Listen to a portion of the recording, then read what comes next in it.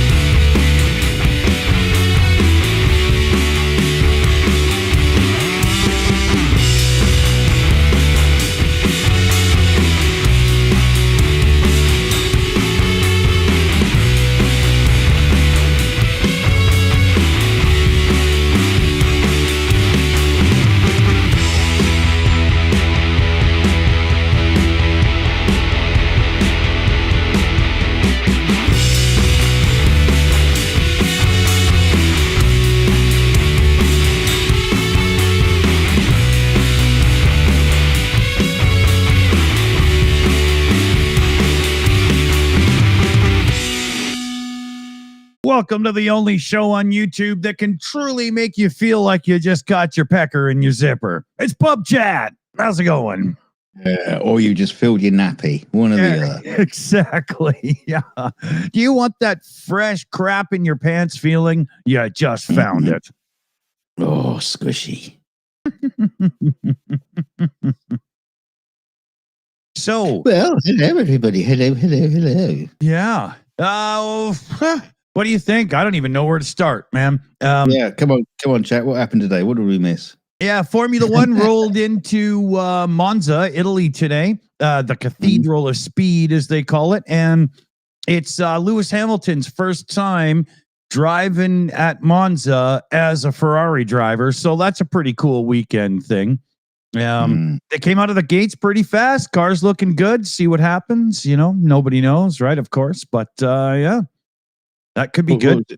What was he normally driving? Is Nissan Prius or what? Something? Yeah. He had a Nissan Leaf, the one with the little battery pack in it. He was driving a Mercedes diesel something or other back when he was the first guest on Top Gear. You know, some big. I didn't like that music about him. It was rubbish. Hey, I didn't like that musical about him. It was rubbish.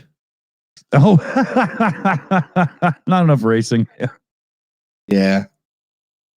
I seem to forget the car bit. Yeah, okay, fair enough.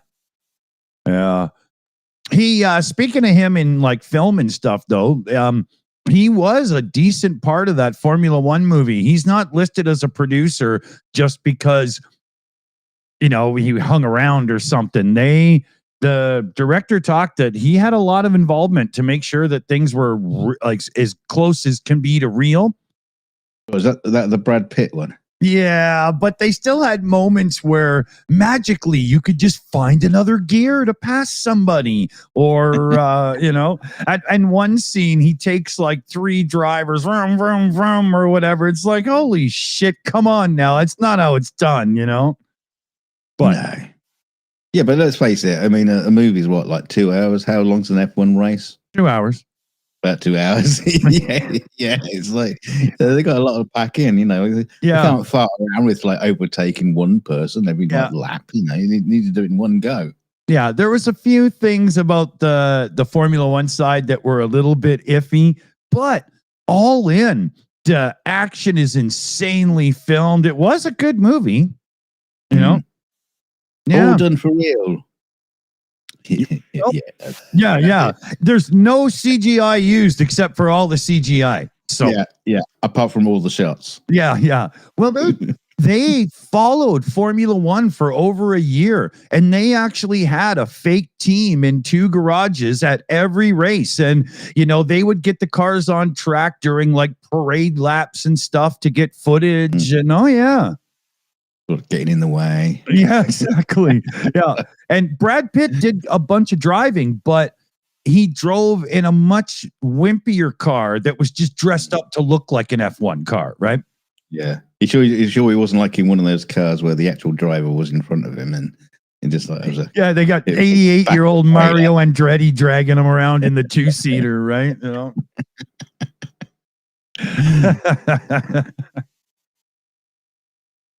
But I do recommend it. I mean, it's a lot better than well, of course you'd recommend it. Yeah. I mean, F1 nut. It's pretty good. Yeah, I am an F1 nut. I've been watching it all my life, so I should have been born in Britain, man, with my thing with cars and sports cars and stuff. You guys got racetracks all over the place, Yeah, but you'd have ended up working for British Leyland. No, I wouldn't have done that because I would have been on strike. Nobody worked for British Leyland. That's kind of the joke. Oh, yeah. Well, I mean, who else would you work for? I mean, there's nobody left. Yeah, no, but I mean, if I, working in the automotive industry, I would have been trying to get with a Formula One team or something, right? For sure. Oh yeah, I'd have been I'd be that idiot who just stands there and wipes the car when it comes into the pits or whatever, and just make it pretty or something. I don't care, Just drag me around the world and let me watch racing. You could come and work at the what's the company just down the road from me? Sports car company. Yeah, one of them. Left. No, the one that Mr. Bean likes to crash quite a lot. McLaren. Yeah, you could just like take the McLarens out for their test drive. I should be the Valentino Balboni test driver for McLaren. I totally agree. That's my job. Yeah, what's going on, Zach? Where's my fucking job? So when I was working down one of the studios just down the road from McLaren, they basically had like a decent bit of road that they it was just on the studio lot, but it was like private land, a road, and so McLaren would always be like bringing their cars around. They've just come off the line. They've still got like plastic wrap all around them, and then just like bomb them around the road for a bit. Yeah. Oh, totally, man. That'd be great. Like back in the day when they were doing testing for the Lamborghini Miura and the Countach, they'd just get on the highway late in the evening and just fucking open the throttle, Oh, yeah. That'd have been great fun. And it's funny. People say, oh, those cars can be dangerous and stuff, blah, blah. There's not many dead test drive. I mean, Valentino Balboni, he lasted until he was about 114 years old or something. He might even still be alive. Well, guess he wasn't testing hard enough. Oh, are you kidding? There's so much good footage of him just blowing up engines from running them too hard and stuff. He was a psycho. Yeah, dude, he like footage of him smashing cars into a wall and stuff like that. Yeah, do a head-on collision. Let's see what that's like. Yeah.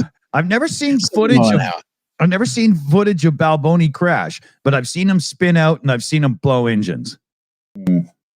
He's legend in the automotive world, Valentino Balboni. They even had a special Lamborghini Gallardo edition for him, which was really cool. Right. They ditched the 4-wheel drive and put it back to rear-wheel drive to make it Larry, I thought you meant they're going to like have it like a the Walker that comes out. Yeah. Oh, VD says he's 76. Fuck, really? That's it? Wow. Thought he was like way older than that by now. Well, it's driving that fast. It takes the years off you. It's this. It's Einstein. It's relativity. And I guess if I think about it,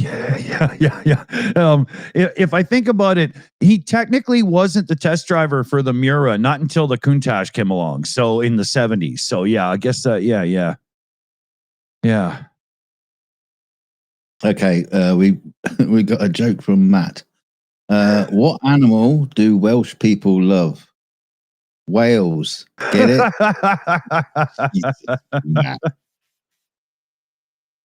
Oh. Right. Matt, you're fired from the writing team. It's funny. No, it should be what animals do Welsh people like? Sheep. The ones they can catch. Or lamb, or or mutton, or any kind of anything you think would be nice in a casserole or whatever, Or pushing back at the edge of a cliff.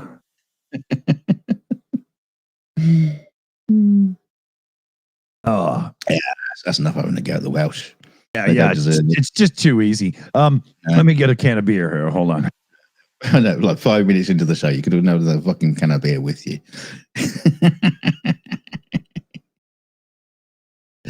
Oh dear. I mean, you can't have a go at people that come out of the coal mines and then just wash themselves down, then join the choir and start singing baritone. Oh, brilliant. Oh.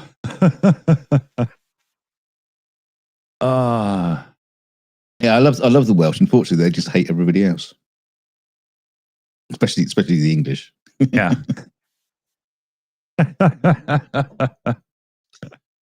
I must admit, I'm not entirely sure why. I don't understand why the Irish hate the English, and there's like a reason for that. But the Welsh just seem to do it out of spite or something. I don't know where that comes from. But hey ho. The Welsh hate you guys simply for one fact: you don't make your towns and words and stuff unpronounceable. Oh, they just do that to piss people. It's not real. They just make it up. I've seen signs that just look like somebody jumbled the letters of the alphabet around so that you could rearrange them and put them back. Like it's like emptying a bag of Scrabble tiles. Totally. I'm still not convinced it's a language. I think they're just fucking with us. Yeah, absolutely. And what the hell is with that flag? Don't they have the 3 legs?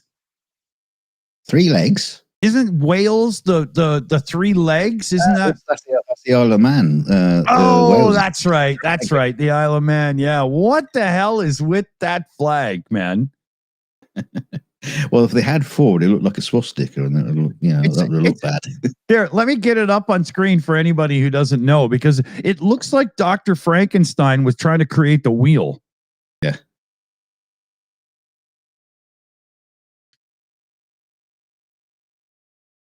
Oh, why didn't that work? Okay, hold on. I forgot to set up the whole info cap thing. Yeah, there we go. You see? See the 3-legged thing? Yeah. Now put that in black and then on a white circle. But it looks like Dr. Frankenstein tried to make the wheel, right? I just take 3 human legs, put them together, put them on an axle. There you go. Yeah, no clue. I don't get it, Or another one like that is the Alfa Romeo badge.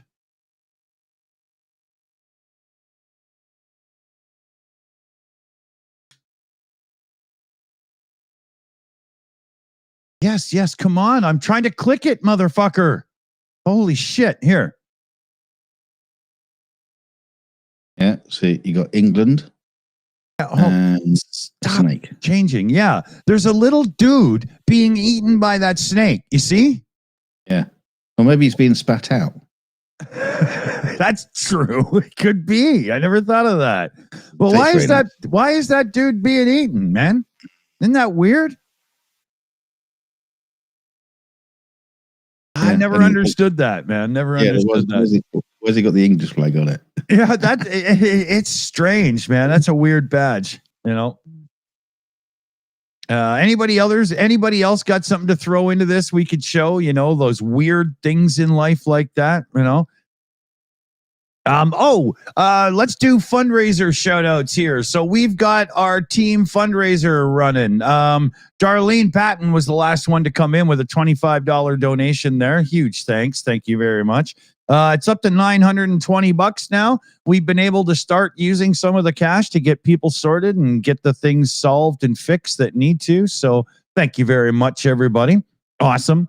And we've also got our Car for Ukraine fundraiser going right now. A little slow this time. We're at 200 euros in so far. We're going to try to get up to 3,600 for this round. We're taking on I guess it's like a third of a truck with a couple other channels or some shit. I don't know. I never really care as long as we just help, right? So, scroll back up again. Okay. I don't see that better. I thought there was my car there, but it's not. Yeah, I'm not sure there. It's not. I don't think so. No, it's not. No, I can tell.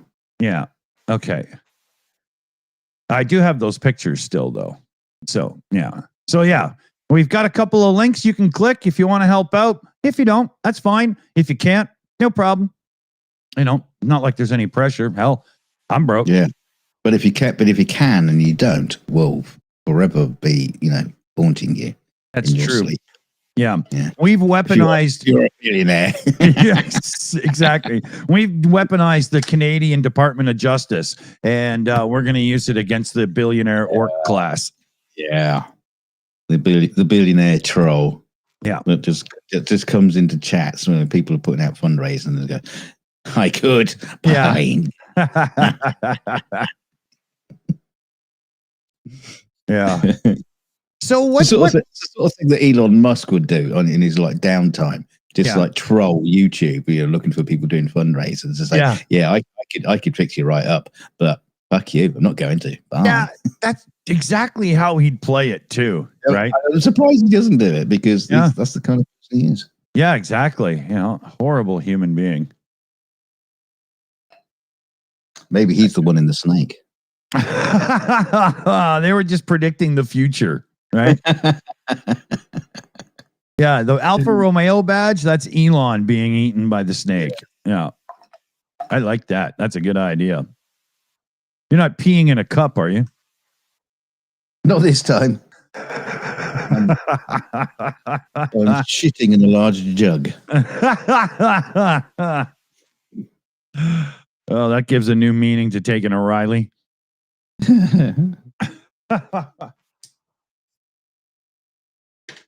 This gut problem of mine just isn't going. I'm really starting to get worried there might be something seriously going wrong with the downstairs plumbing. You're probably coming on to whatever's going on with me. I'm still waiting to get some tests done and stuff. I got some real issues. It's terrible. I'm worried I might have to go and see the doctor and allow him to stick his fist up your ass.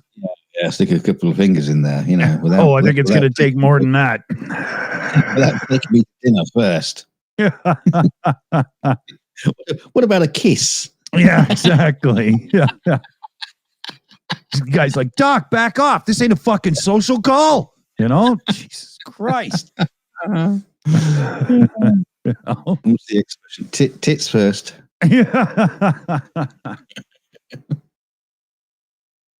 Yeah, KK in the chat. Getting old ain't for sissies. Damn right.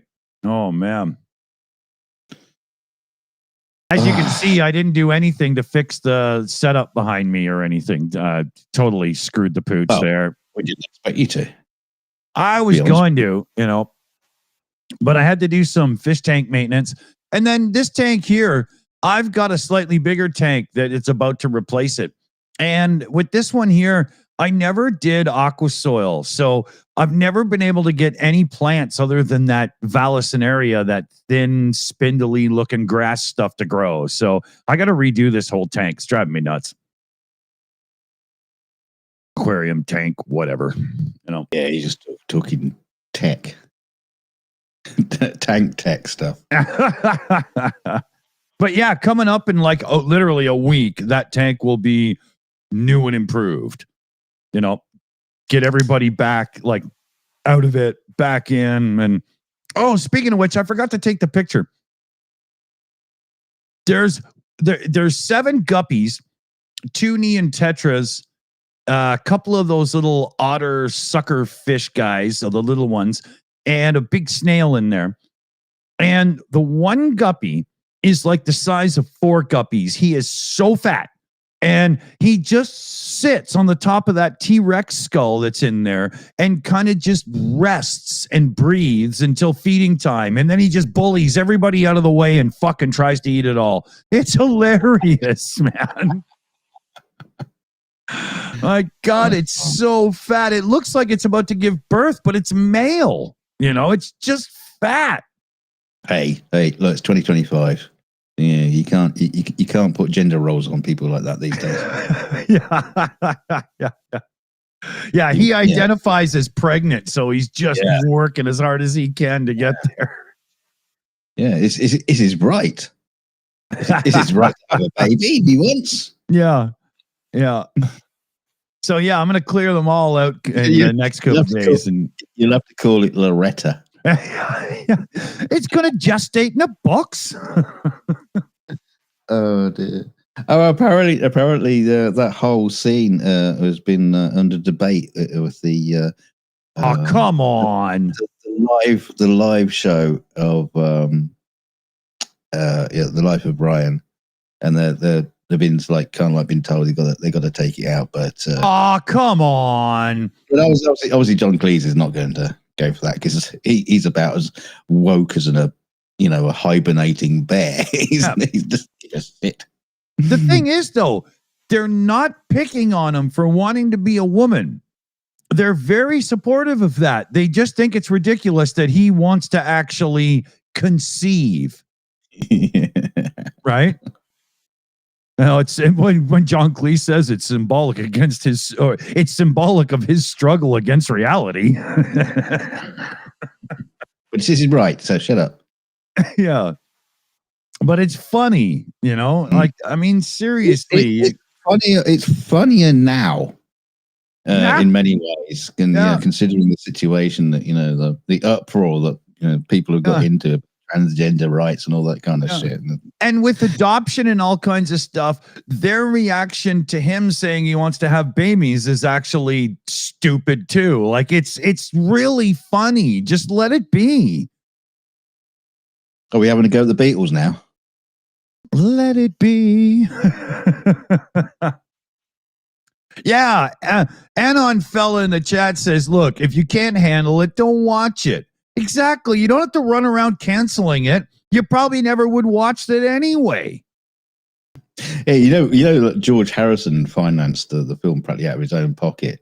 It would have been great, They brought up the argument about the Loretta scene, and George Harrison just goes, "Yeah, but let it be." Yeah. It's not just Harrison. No. What's his name? One of them. Yeah. What's his name? The drummer from Pink Floyd had his cash on that table as well. It's hilarious. The people that actually made Monty Python movie stars are all a bunch of drugged out rock and rollers. Yeah. I love that story. It's amazing. Yeah. Well, George Harrison went on to create the film company called Handmade Films. And I didn't know that. Yeah, they cranked out a lot of stuff. That's funny. That's really cool. I've even got a letter from them. From when I was a kid. A rejection letter. No, I'm sorry, Dunk, but we are not reforming the Beatles, and you can't play. It didn't matter. Ringo got in. Yeah. You've played with untalented people before. Yeah. I can't sing, can't play. I'm perfect. Yeah, actually, I shouldn't say that. Ringo's pretty good. I know he's the Beatle you laugh at, but he's a cool guy, Yeah, he's all right. Yeah, he's a little, Sergeant Peppery.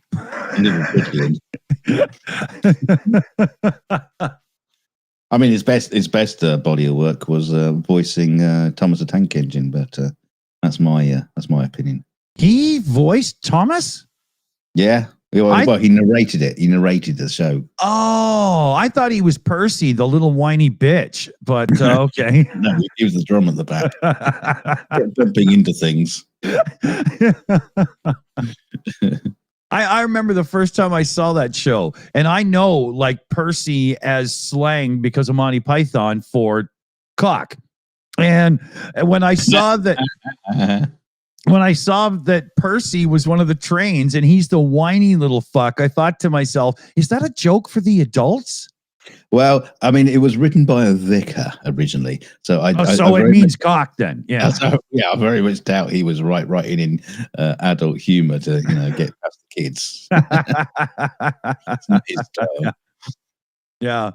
Yeah. Martin Casper in the chat says Ringo's looking pretty fresh for his age. I would agree with that. I saw a thing with him talking to somebody recently, and I was like, "Yo, dude, you've been around a long time, and you're still looking good for sure." Is he? Oh, I don't know. Yeah. Is he in the new Spinal Tap movie? Oh, God. I forgot about that. Mm. Yeah. Is that done and out? Is it out? No, not yet. There's still like videos about it, just like, just clips of them just talking. There was a video of the things that they can't live without, and it's just like innocuous items. You can just imagine it. Yeah. I haven't seen the video yet, but it would be like the scene in The Jerk at the end when he's like, "All I need is this alarm clock, and I'm okay." His table. Yeah. I almost died laughing the first time I saw that, man. You want to know my story?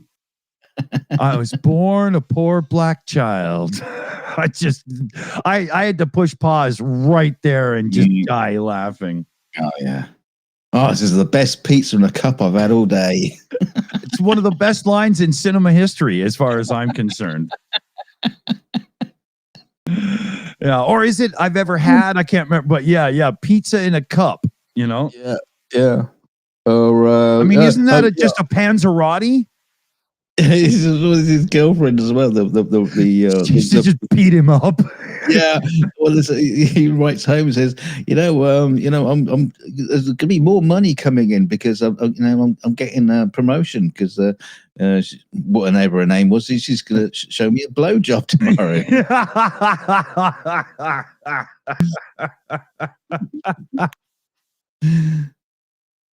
Oh my God, that movie's too funny. It's just that good. Talking of musicians, though, I saw a video come up on the tubes. I don't know where it's gone. I'm sure I had it set aside so I could send it to you. But it was like not so well loved. 5 big musicians who hate Sting. Speaking of which, did you hear what's going on? What's that? Andy Summers and what's his name? That amazing drummer from the Police, Stuart Copeland, have finally had enough, and they are taking Gordon Summers, Sting, to court because he still refuses to acknowledge their contributions in the Synchronicity album properly. Wow. Yeah. And they're probably the 2 of the musicians on that list who don't like Sting. Yeah. But I mean, even just like 8 months ago or whatever, Stuart Copeland was on YouTube channel Drumero, whatever it's called. It gets on my nerves, but it's not a bad channel. And he even said, he said, the guy's an asshole, but fuck, does he write good songs? And I hope that doesn't bite him in the ass because, are you saying he wrote them? Right? Yeah. We write great songs together, as you just said. Yeah, exactly. But as a musician, he writes great songs. Not really. He does if you listen to adult contemporary FM radio from the 90s. I mean, he has written some great songs. Well, he's also been smart enough to bring amazing musicians in to make his little ditties sound good, right? Yeah, I mean, he's also got a back catalogue of dross.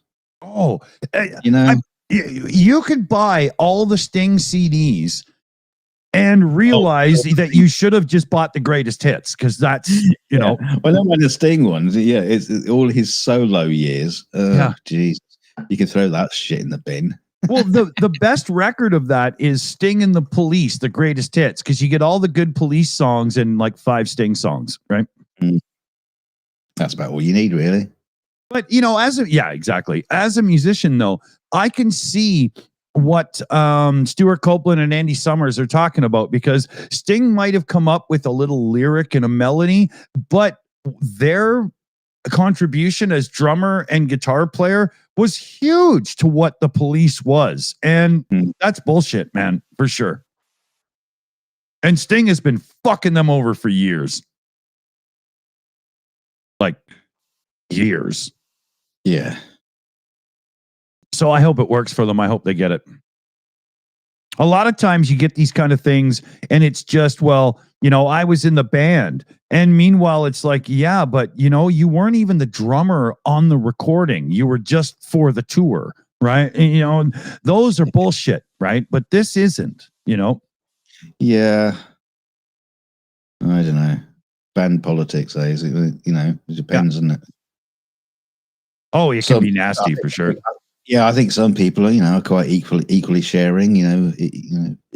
Yeah. But you know, some will just like won't. It's like McCartney and John Lennon. Oh yeah, yeah. You know, get along with you know, even just like whose name came first sometimes. Yeah. And, you know, Lennon, I'm real serious. McCartney, I'm more poppy, and, you know, and oh yeah, that totally killed them. And then I'll just say one word. Yoko. Hey, at least she had 2 legs. Yeah. Yeah. Otherwise, she would have left snail tracks everywhere. Yeah. Both of them hairy and horrible, but yeah, I don't know. Oh yeah. Yeah. That woman, man, couldn't. You ever see the like the interviews and stuff when they were together and they were on like what was it? Not the Dick Van Dyke Show, but that other guy, Dick Clark, maybe? I can't remember the fucking guy's name. Talk show from like the 70s. And she was an arrogant bitch. Yeah. You know, I remember I was just like, how the fuck does somebody as cool as him find you attractive, or even just, you know, somebody you want to talk to? Yeah, yeah. Well, never mind just physically attractive. Yeah, just like you know, as a person. She's just, I mean, what was she? She was an artist, right? Yeah, but supposedly, you know, like a painter or like an interior decorator. I mean, some people are artists and other people just waste canvas and paint. So, you know, there is that. Yeah, and then charge billion. Yeah, exactly. Yeah, you know, because I don't think the world knew who she was until all of a sudden she was hanging out with John fucking Lennon, right? Yeah. I know. You know, yeah. I mean, they had all the women of the world at their feet. It's just anybody. They could have picked anybody. Yeah. RP Marchand in the chat there is saying, I like the guitar player from Rat. There was 2. There was Crosby and DeMartini. You got to be talking about Warren DeMartini. Fucking wow, was that guy a good guitar player? Holy fuck yeah. I know that was out of the blue, but I had to respond to it because I agree. Yeah. RP Martin. Where did that suddenly come from? We weren't even talking about them. Yeah. It's like, I like turtles. Yeah, exactly. Yeah. But he was one of my favorites when I was younger too. Oh yeah. You can always tell the difference too. The other guy, what's his name? I just said his name. It's gone. I can't remember. Whatever. He just was nowhere near as good, but he was good at writing the little melodies and stuff. You know, those little harmony moments they would go into, like Maiden and Metallica and a few bands like to do. You know. Crosby, that's it. Yeah. I think Crosby's dead, isn't he? Didn't he tragically die from something like bad? Bing Crosby. No. Robin. Yeah. Crosby, Stills, Nash. Yeah. VD in the chat. Julian Lennon had a hit album. Oh, he only had a hit song. Sitting on down by the river, playing guitar. Isn't that the one? You know, I wouldn't even class that as a hit. Well, it hit the radio anyway. I mean, I remember when I heard it, I was like, why did he rewrite the Kermit the Frog song? You know, that's all I heard when I, you know. Way up the stairs, he's a stair. Yeah. I wasn't a big fan, you know. Not many people were. Yeah, I don't think so. Kind of sad, really. I mean, I don't know what he does. He'd have been better off to do what Nicolas Cage did and change his last name from Coppola to Cage, because, you know, it's easy. It's easier to be yourself than follow in the footsteps. Ask Wolfgang Van Halen, you know. What Coppola? What's that? What? Well, Nick Cage is actually Nicholas Coppola. He's nephew of Francis Ford Coppola. Oh, okay. Yeah, and he changed his name because he didn't want everybody to just go, "Oh, it's Coppola's, you know, family," right? You know. I think he has. Sorry. Maybe he could have done with the extra help. Yeah, maybe. Oh, at least in acting lessons would have been cool.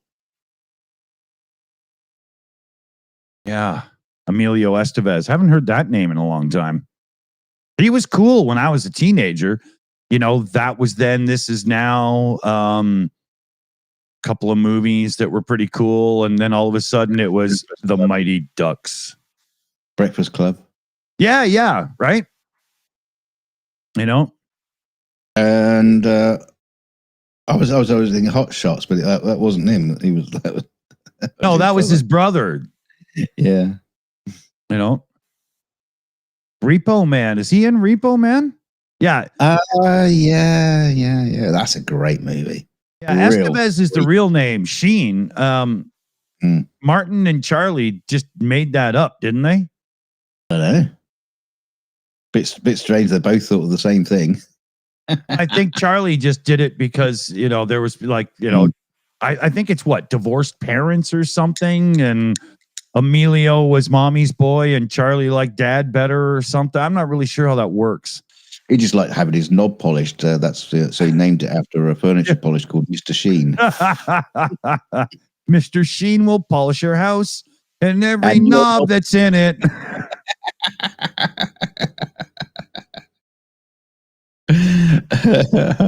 And you can snort it.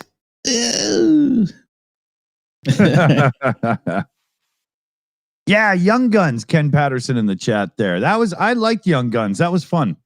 Young Guns. I'm trying to remember it. It's Billy the Kid movie, but all like 80s cool guy style instead of trying to be real.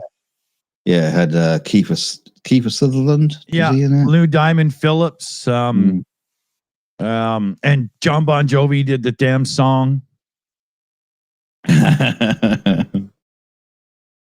It was who did he have? Jeff Beck come and do the solo for that song. And it sounds like Jeff Beck was drunk. A normal Saturday afternoon then. Yeah. Well, Beck is amazing guitar player, but you wouldn't know it listening to that track. This is weird. They probably were, they probably negotiated his fee. Yeah. Yeah. I'll play it left-handed today. Yeah. But there's so many stories of guest musicians showing up and just tripping over shit, all wasted and stuff, you know. Oh yeah.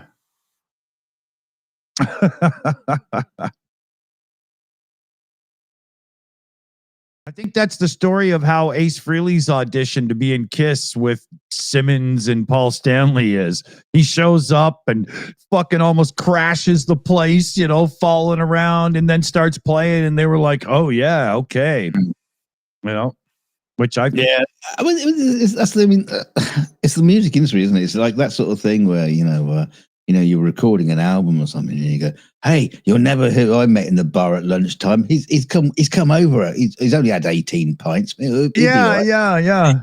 He's gonna play with us in the band. All right, guys. He's gonna play." I wonder if Eddie Van Halen was wasted when he jammed off the guitar solo to Beat It for Michael Jackson. Probably, knowing Eddie Van Halen in the 80s, right? God, there's a child just outside my window, just losing their shit. You can hear it. It's like that, nobody's listening to me kind of, damn it, I want my own way flip out going on, At least you guys can't hear it. I can tell it's not coming up on the old soundo-meter there. We can't. You're gonna have to fit a microphone to the outside so you can pump it in. No, or not. No, you brought it up. Well, you mentioned it, and we're curious now. We want, we want content. It's probably the chick with the free range children, Fucking daughter's like a chicken. Don't say free range because it makes it sound like they're healthy. No, they're like hippie commune children, Between them, I'm not sure that they actually have one outfit because you never see them wearing an outfit. It's just,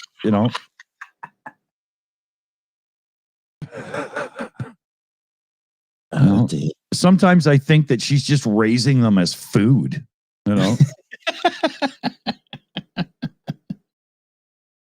Yeah, she's teaching them life the hard way. You get nothing. You got to fight for everything. Yeah. What, like my doll check? Yeah. My social security, do I have to fight for that as well? Yeah. Oh, imagine that. That's probably what's coming to America if Trump stays in power. You show up at the Social Security office to pick up your check, and they put you in a ring with somebody you've never met before, and only the one who comes out alive gets to take their check to the bank.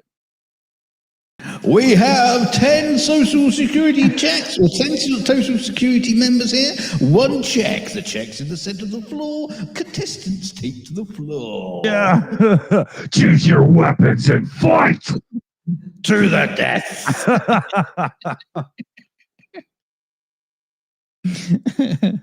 Yeah, of course. But it'll be televised.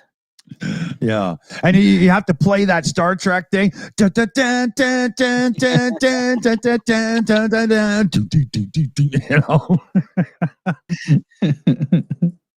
Star Trek Strange New Worlds even used that track in a fight scene recently. Star Trek Strange New Worlds is going so old school with their storylines and stuff. I'm about to download the original series and give it a second chance and try watching it because I think that you won't. No, you'll hate it. But I'll give it a try. I like it. I like it, but I'm old school Star Trek. I like I'm like the one person that likes the motion picture. You know what I mean? It's like I like the old school stuff, but I just think the later years, it all got a bit flashy in there. Yeah, I still I'm shocked that you're not grooving to Strange New Worlds. You're not. You're just I know what you mean. I understand what you're saying. There's just something about it I just don't like. I think you're just. I think you're just a Vulcan fucking racist. Is your problem? Oh! They did another show. Did they do another show where they're all getting like prosthetics or like jabs from the doctor to turn into Vulcans and stomp around pretending to be other races? Oh, I hate that. Yeah, but they did it in such a different way. It has nothing to do with them pretending to be others. It's all what happens when they come back. You really got to check it out. You're being such a sourpuss. Well, I'd say that about that you and Firefly. So fuck off. I think one of the things I don't particularly like about it is the way I like it. the fact that you like it. No. I think it's the way they like bounce off the crew all the time. Like the bridge this is like an open forum for discussion, whereas there's loads of like command structure, on the original Enterprise with Kirk and and Spock and everything. You had the command officers would confer. But they didn't have like Sulu and Chekhov throwing in their fucking opinions every 2 seconds and saying, we should do this, or we should do that. Right. And in response to that, I would say, because this series is before and they're not 100% on what truly is like, they're only a little bit away from the Prime Directive being a thing. Yeah, but they didn't do it in Enterprise either, though. There was a certain command structure, and I don't know. I'm just trying to figure out what it is I don't like about it. But I think what's going on is the fact that you're not treating it as the reboot. It kind of is. Like, I swear, I've been watching this show, and the way they've been building up the Kirk character, we're getting a Star Trek, the original series reboot coming up real soon. And they've already got Kirk. You can watch him on Strange New Worlds. And I can't wait to see this guy helm the ship and take the show. I like him. Oh, yeah. That's the funny thing. I might hate this reboot. Just because whatever style it is they're doing that I don't like, and I can't put my finger on it. But there's something about it I don't like, and they'll reboot it with the new Kirk, and probably they might even dip into some of the old stories. Over the Bounders dip into some of the old stories and just steal. Yeah. And again, I won't like it because of the style, and I can't. Like I say, I can't explain it. I shall endeavor to waste my time looking at some more. If you can't explain it, you don't understand it. And as such, I think you're just being difficult. Shut the fuck up. You're the most difficult person as far as anything is concerned. I'm not going to watch that because blah, blah, blah, blah, blah, blah, blah. You refuse to watch things just out of fucking spite. At least I can watch something. You say, you should really like, you really like it. So yeah, I did watch it. I didn't really like it, And then I don't say to you after you watch something that I recommend and you don't like, say, well, you're a fucking prick then. It's not, that's not how it works. Just because he doesn't say it doesn't mean he's not thinking it, though. I know better. Hold on, let me get a drink. Get a large one. Get a big bucket of shit, you bastard. Hands up in the chat who thinks he's being mean to me.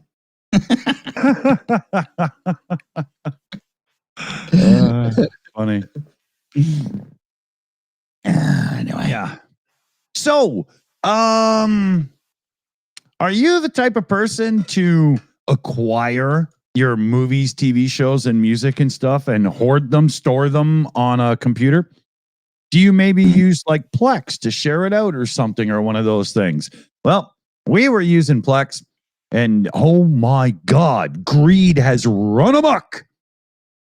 Because not only do they want like 140 or 50 some Canadian pesos a year for me to be able to share the library out to, whoever I decide to share it with or whatever. No, that's not enough. Now they're going to start charging you, the viewer, at least $1.99 a month, but probably $2.99 a month just to connect to the shared library that I'm already paying to share out. The fucking assholes. From your computers, not even on their servers. Yeah, they're not doing anything but doing the authentication, and then boom, it's my internet that sends it to whoever's watching. It's not through them, Yeah. They're sort of trying to pretend they're a streaming service. Yeah. When actual fact is like, it's like peer-to-peer. It's more like, streaming. Well, what's going on is this Plex company, they have all those things like Tubi and all that shit on them now. And they're pumping out ad-supported free TV and all this stuff as well as these shared libraries. And I think Plex, now that they're getting money from partnering up with people and companies and stuff, I think they're trying to get rid of the shared library thing because it's too obviously about piracy, and that's not their business model really anymore. Yeah. Yeah. I think they're doing it on purpose. So we're switching to open source Jellyfin. And if you're on the Plex server already, give me a PM on the Discord and I'll get you on the Jellyfin server. If you're not on our Plex server already, you can get in touch and ask if you can be in line to be on the server, because I can only support so many users, but we do have some slots. Members and Patreons will get first dibs. Right? Slip that one in there. Yeah. So to join our streaming service, you have to be a paid member. Yeah. But another thing with this whole server computer we run and stuff, I have almost finished setting up RetroNAS. It's you'll be able to go to a website of ours. If you're a member or a Patreon, you'll get a password and you can log in and play all kinds of retro games and stuff right over the internet from our server. It'll have things like Pac-Man and stuff. You'll be able to play like PS2 games and whatnot. Like, it'll be pretty damn powerful. You'll be able to play a lot of fucking shit. Spin the bottle. Yeah, of course, right? Yeah. You got that partner with my OnlyFans, haven't you? Yeah. But at first, of course. But at first, it's going to be classic games. And what we're going to do is set up some shit where there's like high score tournaments and whatnot, things like that. Asteroids, Pac-Man, blah, blah, that kind of stuff. But yeah, it'll be really cool. What about staring contests? I'm really good at that. Are you? Yeah, look into my eyes. Look into my eyes. See who breaks first. Yeah, I win.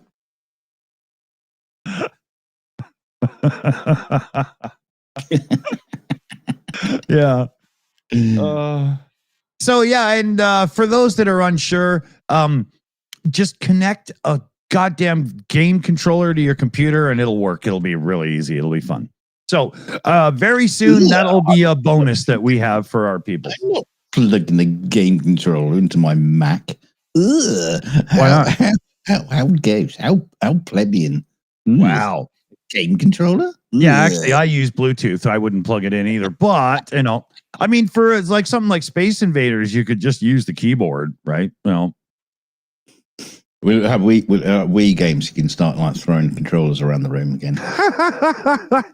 You remember when the Wii first came out? How many pictures did you see on the internet of Wiimotes embedded in widescreen televisions, man? Yeah. I love the instant fix with the wrist strap. Yeah, I know. Well, when we got the Wii U, or no, we got the Wii. The first Christmas it came out, we were one of the families that lucked out and got one. And ours had the wrist strap, and it said, you don't want to let your controller go through your TV. And I was like, no, you don't. And I would not let people play without the wrist strap, man. And it saved my television like 10 fucking times. Oh, yeah. But what about all those amputee kids that came around that don't have any hands? Well, you just use them as controllers and swing them around, right?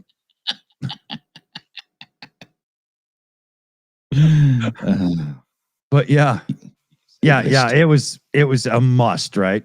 I mean, I'd get when we got the Wii, Felix was, I think, like maybe 2 years old or some shit. And, I'd have a few of the dudes over in the evening and we'd have supper, start drinking, and then we'd start playing bowling, because bowling was the adult drinking game of the Wii, right? And holy, how many times that damn remote ended up dangling from somebody's wrist. Thing is, it was a lot of fun. But it still is. Well, you say that, but it's amazing how quickly its popularity dropped off. Not with non-gamers. Non-gamers, like in our town, every old folks retirement home and stuff has their Wii going and stuff still. Oh yeah.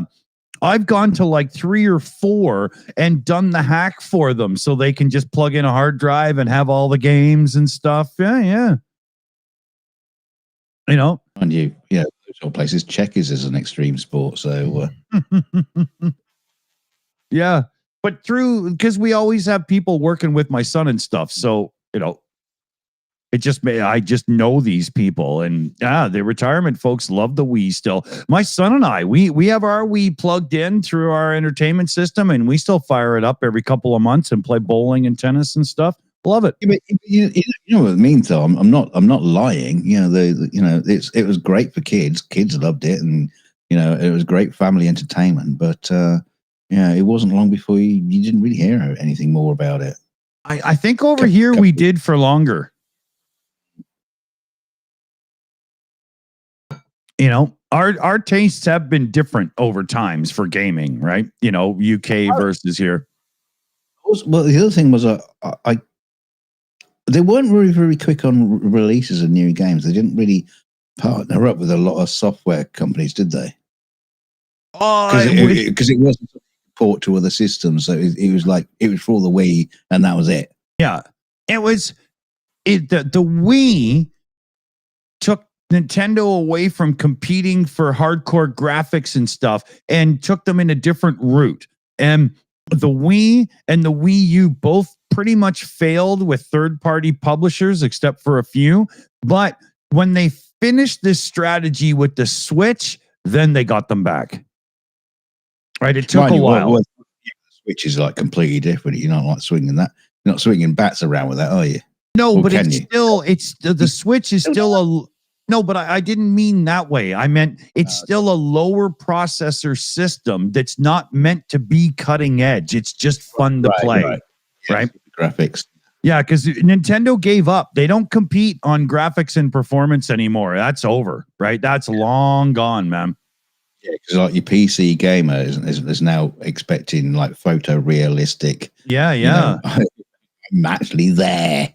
Also with VR goggles and shit. So you need to have smell-o-vision and wind. It's in the ones where you have like a VR setup and it's got like fans and things that will just blow into your face and scent, smell.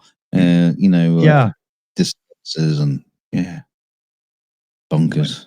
But I was a big fan of what Nintendo did there, and the Wii U I thought was great because of that cool tablet controller. I thought that was awesome. I mean, there were times when we were watching a movie and my son could still just play his damn game on the tablet controller. That was really cool.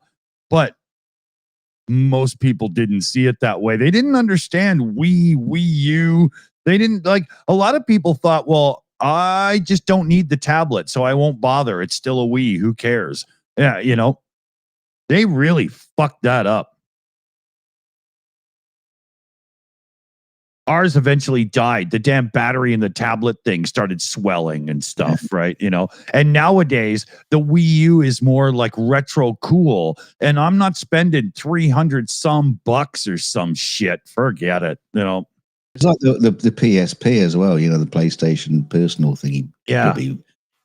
That's like retro cool. It was very, very cool. It became a massive hit. Yeah. Hackable too. Really good, right? Expensive. And of course, like those crappy little discs would end up failing. Oh, yeah. Because at that point, you could get like memory, little cards now that would just outperform those bloody little discs, problem. But in those days, we were still like putting a little tiny little disc inside it and spinning it up. And, well, look at the Switch 2. You go buy a game and it comes with a little what looks like a micro SD card in the box, and you put it in. There's nothing on the card. It's just a way of unlocking the download. What? No. Yeah, and the games up here in Canada are now over $100. Yeah, that's insane. Get bent. The fuck is wrong with you? It is insane, the prices of games these days. I say that because I haven't bought a game in like 20 years, but Yeah. Oh, the price of games is ridiculous. Yeah. Well, I won't like my son has an Xbox, right? He's got a good Mac. He can get games and stuff, right? But I know it's a Mac, but he's on the spectrum. They're good enough games for him, right? But there's almost all of them are free to play, and they're all full of microtransaction bullshit. And I'm not playing, man. No fucking way. No way. You remember when you used to buy a video game console, you bought the game, you took it home, you stuck the game in, you fired it up, and you started playing. And nowadays you buy the game, you put it in the console, and it takes about an hour. Yeah. And then you got to have a hard drive on the machine that will fill up instantly with the game you just downloaded. Right. It's so stupid, Yeah. And then you're playing the single player game that's contained on the disc or whatever, and you go to the cottage and you want to play, but it can't connect to the internet to authenticate, so you're not allowed to play. I would lose my fucking mind, man. Yeah, I know. Dear God. I understand gamers want to play, but y'all got to start voting with your wallets a bit more and show these motherfuckers enough. Yeah. Buy an antique PlayStation 1. Yeah. And just go down to the thrift store. I don't even thrift stores will have PlayStation 1 games in them anymore. Yeah. With some of the new consoles, you can buy, you can put in the old version of the game, and then you can buy the upgrade where you get like better textures and stuff and so on. Okay, I don't mind that, because somebody has to do the work. Okay, I get that, right? But how many times can they resell you the same game? I mean, just keep your old machine and play it. It's getting out of hand. Nintendo thinks that a new version of Donkey Kong should be worth $25. What?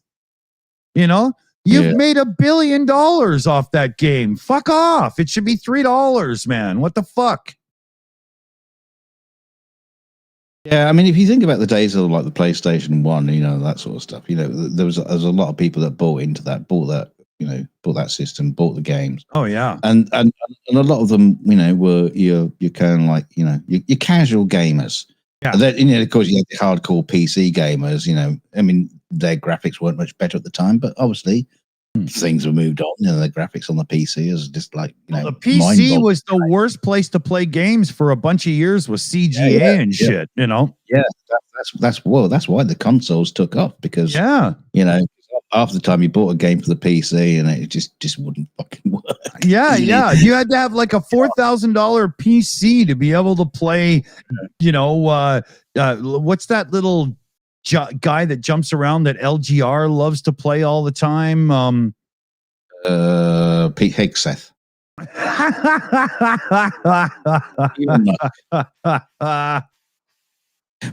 the point I was getting to was like, I think a lot of the you would have called the casual gamers back in those days. Aren't they just using their phones and their iPads these days? Yeah. So it's like that's like totally outside of the your big corporation Sony and PlayStation and Microsoft Xbox. Just people are just playing games on their phone now. Or if they're not doing that, they're playing like fucking stupid bingo or gambling things. Yeah. Oh my God, there's so many microtransaction gambling games, and people don't even know they're gambling. It's so bad. Yeah. That stuff really pisses me off. Martin Casper in the chat, Leisure Suit Larry. Man, Larry. I was a huge fan of those Sierra online point and clicks and the LucasArts and stuff too. I play them all under what's called the SCUM emulator now, SCUMM. I know it sounds funny, but the acronym makes sense if you know the technology. But it's unbelievable playing those like Curse of Monkey Island and all. I love those, man. I don't know how you find the fucking time. I barely ever get to, right? Like my son and I have started Indiana Jones and the Fate of Atlantis, right? But you know, by the time we get another time to play, we barely remember. I'm going to go back to the old way where you would literally have like a school notebook and keep notes as you went and draw your little maps and stuff, you know? Yeah. Oh dear. Yeah. But yeah, I'm going to put all of those kinds of games up on this retro NAS thing we've got going on the Unraid server coming up. So if you're somebody who has access to our media library, which was Plex and is coming up now Jellyfin, you'll for sure get access to the game server as well. Members and Patreons will get access to it. And then there'll be times when we just open it up for little like fun tournaments and we'll get drunk and go live and watch people play and have fun, you know? When you talk about game controllers, yeah, you can put a game controller on it. Yeah. Now, I want to play, you know, some old school games, you know, like, you know, Galaxians or Defender. Right. Yeah. But I want one of those big fat ass panels with great big buttons. Yeah. You keep smacking like a bastard. Yeah, with like Sanwar arcade parts or some shit, right? Yeah, I don't want a little Xbox controller with like 14 buttons, you know, for every finger all around it. You got to press in the right order. No, I just want something with, you know, those big industrial buttons used to just smash. You want to let your inner primate out and just go rah, rah, rah, I played Defender because I always lost. It was just like you just smash every button every time you could. I remember the first time I saw Defender in the arcade, I was like, I don't even know what I just watched, but I can't wait to play this, you know? Yeah. But yeah, you could like, if you want to do one of those big custom huge cool joysticks or get one of those big honking fight things that has 8 buttons and the joystick and everything, it'll all fucking work. But the thing about the whole joystick and the buttons thing, you know, the classic thing, it was like built into an arcade machine that weighed a ton. There's not the sort of thing you can just have on your lap. You need to have like a cabinet that's just full of bricks. To hold not actually true. Some of the newer boxes you get, number one, you can just put some weight in the bottom, but they've got those rubbery, sticky kind of feet that, I mean, you can really go arcade and you're all right. It's not gonna, you know, holy fuck, it's in the other room, you know, it's yeah. I've got nothing to stick it to. I'm gonna do stick it to my lap. Yeah. I know my legs are sticky, but you know, that's a personal problem. Yeah. And as long as it doesn't vibrate, like an Xbox. Yeah. I don't want it buzzing all the bloody time. Yeah. That was so funny when they brought that out on the older. Was it the Xbox or the PlayStation did it first? I can't remember. He's like, oh yeah, now you're just giving my hands, tinnitus now. Yeah. Thank you for that. That's going to cause carpal tunnel vision or something. It's going to cause nerve damage down the line or something. I don't know. Well, thank you for that. Who was the first gaming console to put out the Rumble? Was it N64 with the Rumble pack? I think they beat PlayStation because PlayStation didn't have it at first. It came after. Well, I can guarantee it wasn't Vectrex. And somebody had to delay theirs because of some patent infringement bullshit. What to put a little motor inside a hand controller? With somebody got a patent on that, believe it or not. But the American patent system is so. You can imagine all the vibrator companies saying, "Oh, well, that was our idea first." Come on, you know, just sex toys for years. Yeah. Dreamcast had some Rumble action you could get. Is Dreamcast before N64? Oh, God, I don't know. I don't know the true order of operations for console releases because I mean, it was tight back then. Yeah, well, I mean, by the time the Nintendo was released in America, I was already 15, and the only toy I was looking to play with, you know, usually had like pink shoes and a nice skirt. Jeffrey. Yeah. Great fella down the pub. Yeah, you know. I was It's done with game consoles by the time the Nintendo came along. I just didn't care, you know. Oh, it's funny. It's funny as well. You know, for me, when I, you know, I was well into computers. You know, I had my Spectrum back in the day. Got me, and you know, so I like went off to university and you know came back and got an Atari ST, and then there just seemed to be like a wilderness years of not owning a computer. Really? Yeah, it was years before I ended up getting like a little IBM ThinkPad thing from you know cash converters, and you know we sold off all the good stuff we had to buy this little crappy little IBM ThinkPad, which was amazing at the time because me and Kelly used to sit in bed playing solitaire. You know, it's like wow, this is amazing. Yeah.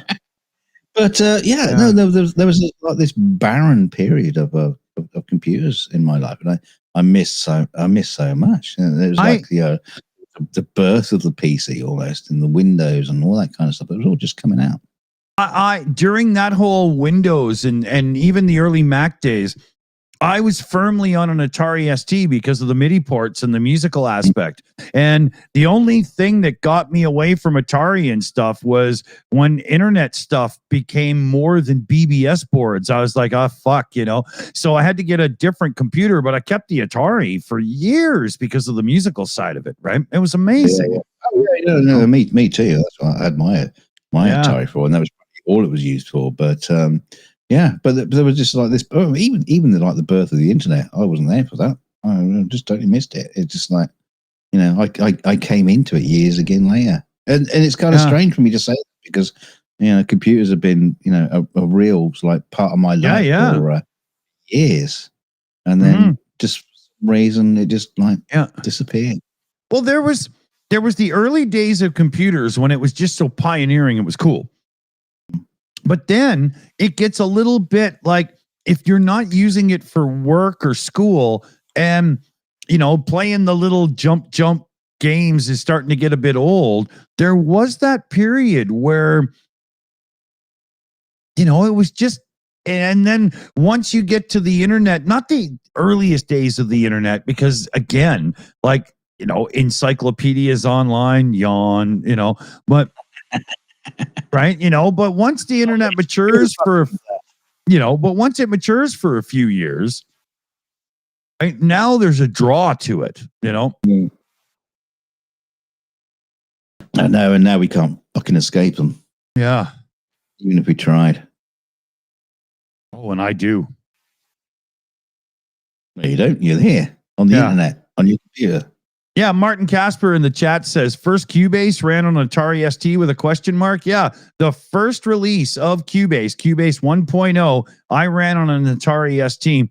But I also ran a program called Simpty Tracks, SMPT, you know, the Society of Motion Picture, you know, and it came with this cool external box that could plug in, and it had 1/4-inch audio jacks for striping Simpty time code onto like a reel-to-reel or something, and it was awesome. I was, you know, that was it. I was hooked. Yeah, I think I was Steinberg 12, which is kind of funny because when I bought my synthesizer, my Yamaha SY22, I was presented with this disc, you know, for the Atari ST. Is Steinberg 12 is worth this amount of money? We're going to give it to you for free if you buy this keyboard. Turned out it was free anyway. Yeah.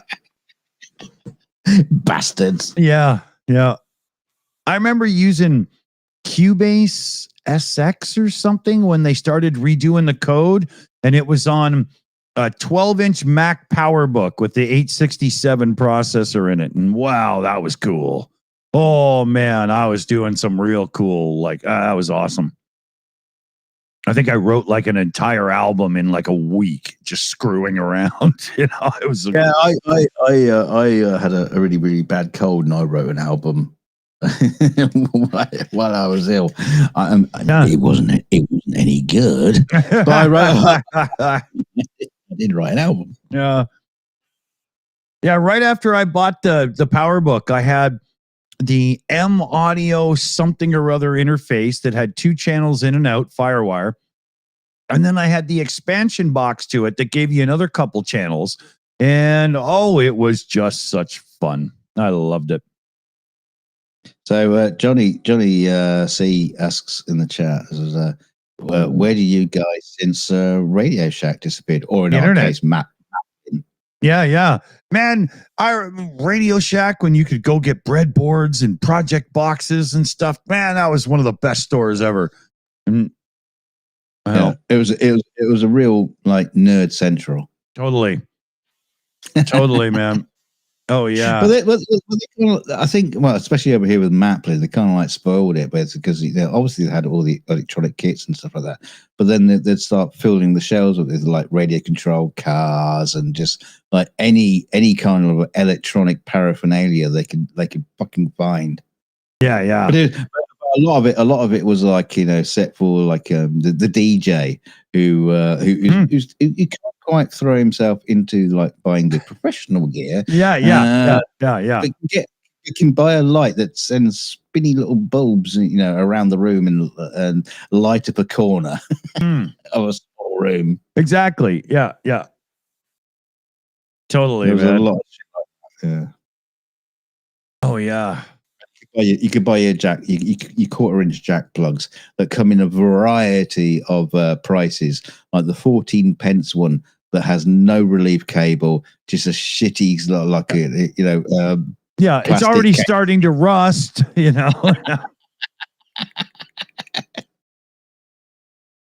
Totally.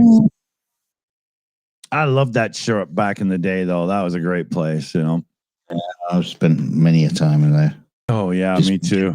Just buying a bit. Yeah, we used to have a shop in Canada back when I was a kid. Same Radio Shack era, and it was called the Pop Shop, and they had all their own varieties of like Coke and root beer and all that stuff, and they had the cool little stubbier bottles and whatnot, and it was like going into like some kind of weird industrial building, like a warehouse, and you would just take a 24 flat of this and that and take it up to the till. And man, I loved that place as a kid. That's too bad it's gone.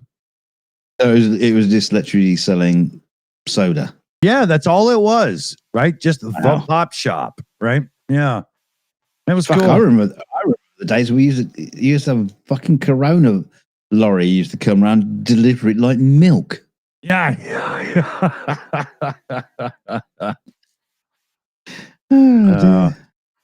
What do we got here? Oh, okay, we're still all right. You know what that means? What? 1 second. Oh.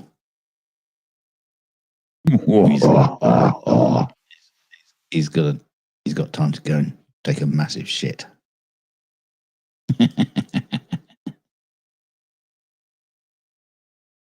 Oh, I was just talking about the olden days. Oh, yeah.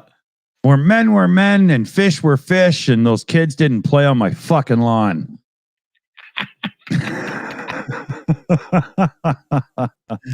Yeah. It's funny. Last night, a couple of the neighbors were out, and we've got a little bit of forest fire smoke in the sky right now, and the moon was coming up, so it was beautiful red, looking awesome, right? Very picturesque. Yeah, and forest fire somewhere. Yeah. Well, it's just a little thing locally. They've almost got it out. That's why it's smoldering and it's all smoky, right? So it's no big deal. They just did it for the tourists. Yeah, exactly. Yeah, to get rid of them. Fuck. But so the couple of the neighbors were outside, and the one guy says, "Oh yeah, we've got a little telescope thing. It would be great to look at the moon, like because it's cool red and stuff." And I was like, "Yeah, we got a couple too."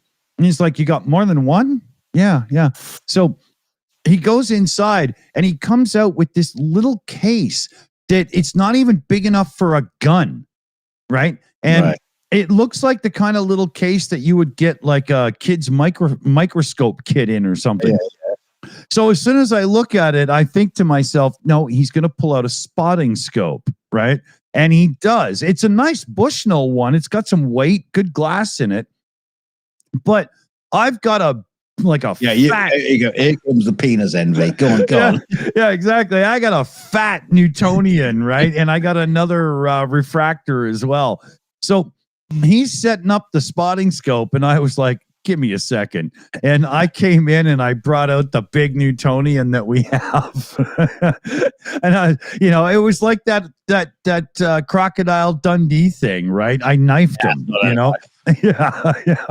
I'd have put you both the same in my my 1200 millimeter. Yeah, man, mine's not that big. Yeah, there's a guy in town that's got a 10-inch mirror in a Dobsonian whatever mount thing, and he only wants a few $100 for it. And I was really tempted, but we're doing the car save up, right? So Yeah, Dobsonians are very cool, but you can't. You need to know what you're doing with those things. Yeah. Well, there's like point and click on those sort of things. Yeah, and like our Newtonian's on an equatorial mount that's got the little motor attachment and stuff. So when you set it up right, it's really convenient. I like that.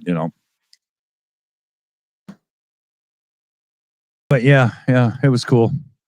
A couple of the kids were out. Got to check it out.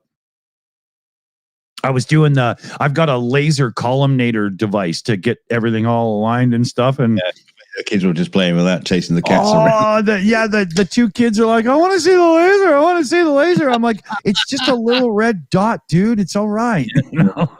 Yeah. It's a laser. It's cool. Yeah, exactly. They're expecting like lightsabers or something, Put it on the airplane. No. Yeah. I saw a great video actually of there was a police helicopter that was out chasing down some perp, and there was they were getting flooded by laser light. Someone from some house was just wow, the light, and of course it's a laser light. How easy is it to spot where that's coming from? Because you can pinpoint it. It's a laser. Yeah. Exactly. It's called geometry. And so the police just went straight around the guy's house and no, I haven't. No, I haven't. And they pull the cushions off his settee, and there's like a laser pointer. Yeah. Sir, you don't have a cat. I don't have a laser. Don't have a laser. Oh, that laser. Yeah, I know. Yeah. No, I used that to get my wife's pussy to run around on the floor. Oh, he got banged up. He got done. For oh yeah. Got fined, and I think he had some prison time as well. Yeah, there was a guy in Canada who got severely fucked over by the law for doing that as well. And it's like, seriously, how fucking stupid are you? Well, most people are stupid. That's the problem. Yeah. We've got people are stupid. Yeah. Oh, I got his thing. I mean, I used to do it with our laser pointer. When I first got a laser pointer, because when I was working in these hotel industry, we had we had a laser pointer that was like this. It was larger than a Star Trek phaser. It was like this big, cumbersome, like big fucking thing. Took like 2 9-volt batteries. Yeah. But then you could take the laser and point it out across town and light up someone's apartment. We have one like that here, dude. Yeah. I've told you the story before. I don't know if the viewers have ever heard it, but we've got a laser pointer thing that's like this big. And it's one of those powerful green lasers. And I can shoot it like 5 miles up to the hill and look with the telescope, and the dot's only like that big around by then. It's really, really badass, right? Don't tell the flat earthers. Yeah.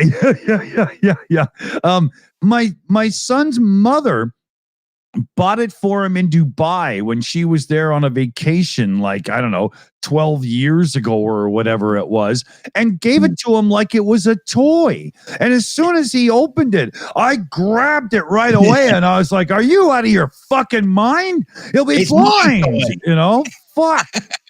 I want to play with it. Yeah, I couldn't believe it, man. No, but that's the point I was getting to, is the fact that, when we all get like the a decent laser pointer, because there are like just shit ones, just like pointing at the wall and whatever. But when we do get our hands on a decent one, we can't help ourselves. I know. Yeah, we really can't help ourselves. Obviously, pointing at aeroplanes and things like that. That's just just don't do it. But you feel like I remember it's like pointing at the moon. Yeah, and things like that. I'm just thinking, in a few minutes that dot's going to hit somewhere on the moon. Am I going to see it? No, of course you're not going to see it, you fucking moron. He's not going to bounce back. But yeah. But if you shot it at those mirrors, the Apollo crew, whatever left up there, a tiny bit of that light did come back. Yeah, but I don't know where they put it. They didn't tell me. Yeah. I probably missed. I probably hit Neil Armstrong's, big shit dump. Yeah, he undid the back flap and left a deposit. One of the astronauts left a photograph of his kids on the moon or something. I probably hit that and just like burned a hole in it. Poor Jimmy's only got one eye now.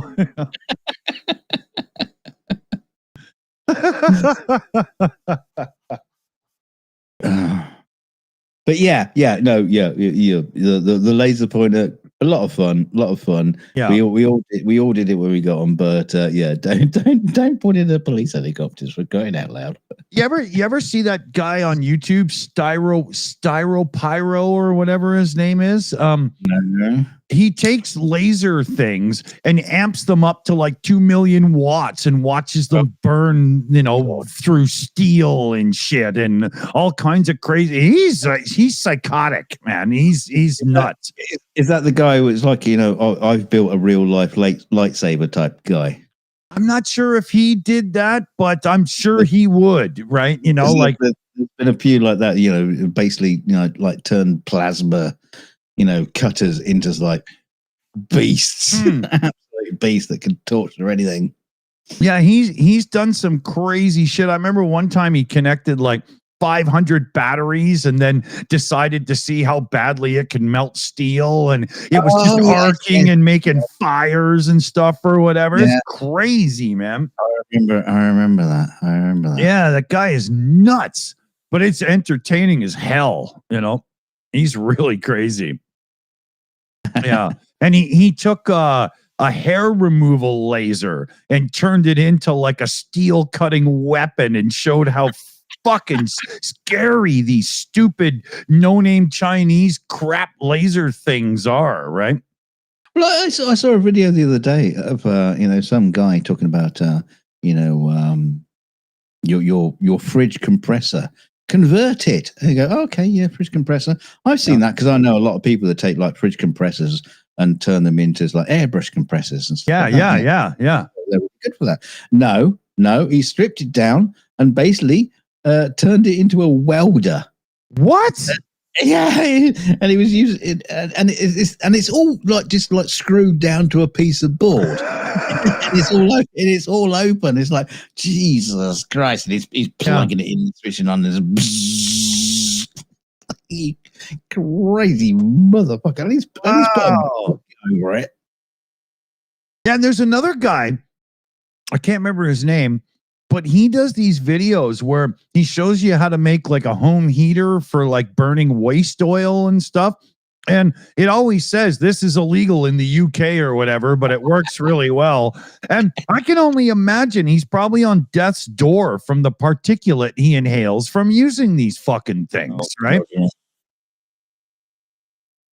Yeah, it's amazing. It's amazing what you get. I mean, I did a really stupid video back in my guitar building days when I showed people how to make radius sanding blocks for their frets.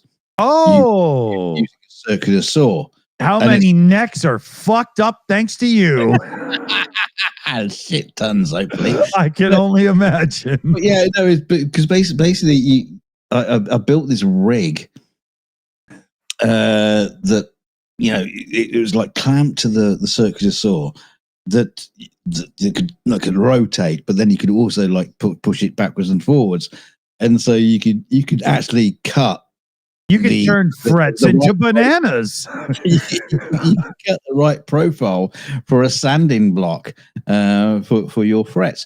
And it's like our frets, if you don't know what we're talking about, the little bars, neck, you know. And it's all completely open. There's no protection whatsoever. And I'm wearing this tatty old fleece that's got, it's all threadbare. There's all threads hanging off and everything. And people are watching this video and it's like, oh my God. And then I ended up doing, I ended up making myself a troll channel against myself. And so what I did, I took that video, and as I'm doing it, there's just like blood splattering onto I was just thinking, you must have had so many comments that were like, I only watched to see when he was going to die. I can't believe he survived, you know?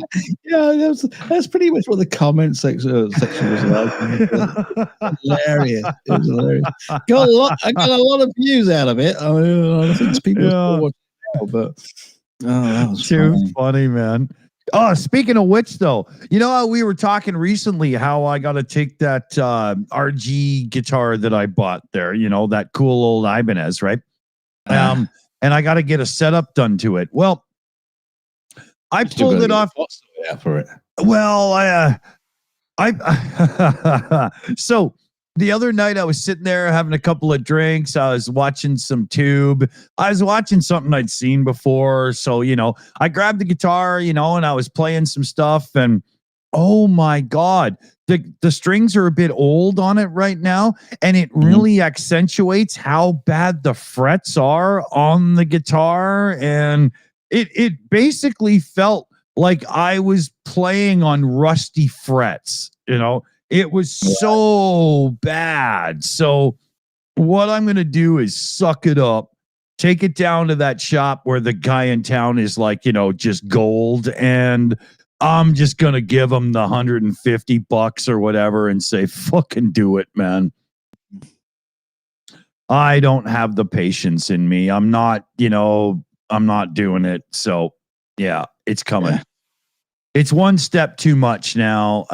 But before I send it down, I'm going to rip it apart because I'm positive that the rear pickup, if you know what I'm talking about, is only running as a single coil, not a double. There's nothing I can do to get that real metal distortion out of this damn thing. And it's an RG450. It's a classic metal shredder Ibanez. And I know what that motherfucker should sound like, and that ain't it. Right. Yeah. But you've never really investigated it properly. I mean, no. You know, it's one of those sort of things. It's been on your list of things to do. You know, like replacing the parts. You know, it's been on your list for 2 fucking years. Well, I've already got all the wire I would need in my cart. You know, and yeah, all I have to do is put 3 pots in, a new switch. Want a new jack at the back, and then I'm just going to rewire it from scratch and then send it down to dude to set up the neck and do the frets. Yeah, maybe you should just get him to have a look at it. No, I want to do the electrics because I trust myself, you know, with with soldering and doing it right. Yeah, but you haven't done it. That's the point.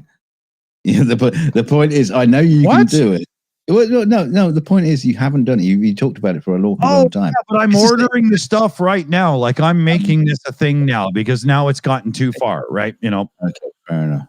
Yeah. You know, I was putting it off for a long time, but now it's annoying me because I've got like 2 other riffs and stuff that I want to start working on right now, and I want to grab like Liam Wakefield to you know, play with me a bit, and a few other of the Shills team and stuff and whatnot. We got some musicians around, and I got some ideas, and I can't do it. It's driving me nuts. Right? It's time to do this. You know, I can't remember. Is that guitar? Are the pickups mounted on a pick guard, or is it all? Yeah, you get to the back. Yeah, pick guard. Right. Yeah. So you can't like want the strings up anyway. Yeah, exactly. Right. And the strings, like I've just been waiting for these strings to be a bit old. I can feel now that they're past, you know what I mean? So time to do it. No big deal. It'll be so worth it when it's done because I'll play more, I'll enjoy it more, the whole bit, right? So strings. What kind of a string guy are you? Guitar strings? Only balls? I prefer the Marleys, Deans. And the Bob Marley. Yeah, well, not quite, but the Deans, and I'm a 10 gauge player. I like my strings a bit thick because I get really aggressive with them. I don't like thin strings. The ones I have on right now are the Ernie Ball slinky top, heavy bottom. So the thin strings at the bottom where you play all your guitar solos are one step too thin for me, and I overbend, and it's a nightmare. I don't like it. Yeah, Markley. Yeah, exactly, RP. I knew I fucked that up, but I was just leaving it hanging in the air there. But yeah, I'm an old school Dean fan, And it's Fender scale length, isn't it? 25.4 or whatever it is. Was that inches, centimeters, inches? I can't remember. Yeah, I'm pretty sure it's standard. I mean, well, you say standard. Yeah, you got your Fender scale length, and you got your Gibson scale length, and yeah, I don't do the Gibson, so Yeah. I to me, Gibson guitars are just a fucking waste of money. I don't understand why they're even popular. Well, the Gibson scale length, that allows you to have heavier strings. Because you're saying you're going to put 10s on it. That's kind of like the limit for the Fender. No, I would say 11s are the limit for the Fender, but I get what you're going at. Yeah. So if you wanted heavier strings, you go for the longer scale length, and but that about intonation and shit like that, But as soon as you do that with the Gibson, you've limited yourself to it being a cool blues rock guitar, or maybe for jazz. But for flailing rock and roll, man, it's off the chart. You got to put it down, man. It's a rhythm guitar, then, really. Yeah, but that's the whole point. That's why you have your different food groups of guitars. There are reasons.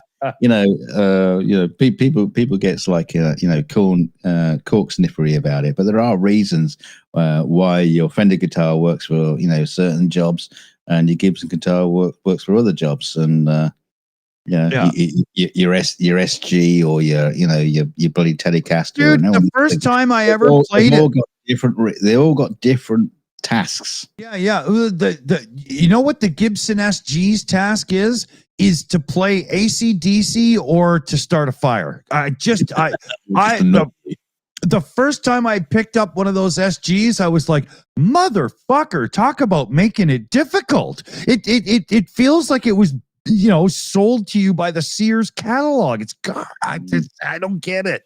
I know a lot of people love them. A lot of people absolutely adore them. I think they learned to love them because they like the look and just worked through, how shitty it is to play and got there, right? I'm married to it now. So It was $3,000. I got to learn to love it, You just get a fucking cheap knockoff one from China. But, I like a Paul Reed Smith, but they still have a bit more Gibson than Fender to them, but they're a little bit more playable. Yeah, I don't like Paul Reed Smith simply because of Paul Reed Smith. Yeah, well, okay, there's a lot to... He's a twat. Yeah, an arrogant motherfucker. Wow, Absolutely. Yeah, man, that guy's got you sit down and shut up, motherfucker, Buy this guitar because it's made from this wood and it's going to sound so much better. Oh, shut up. Oh, God. And they use the most exotic woods that are so expensive so they can say, well, we can't sell it to you for under $12,000. They do nice inlays on the on the fretboard. So whatever. Yeah, I remember can't be doing without just like normal dots. I got to like, engrave fucking flapping seagulls on it. Yeah.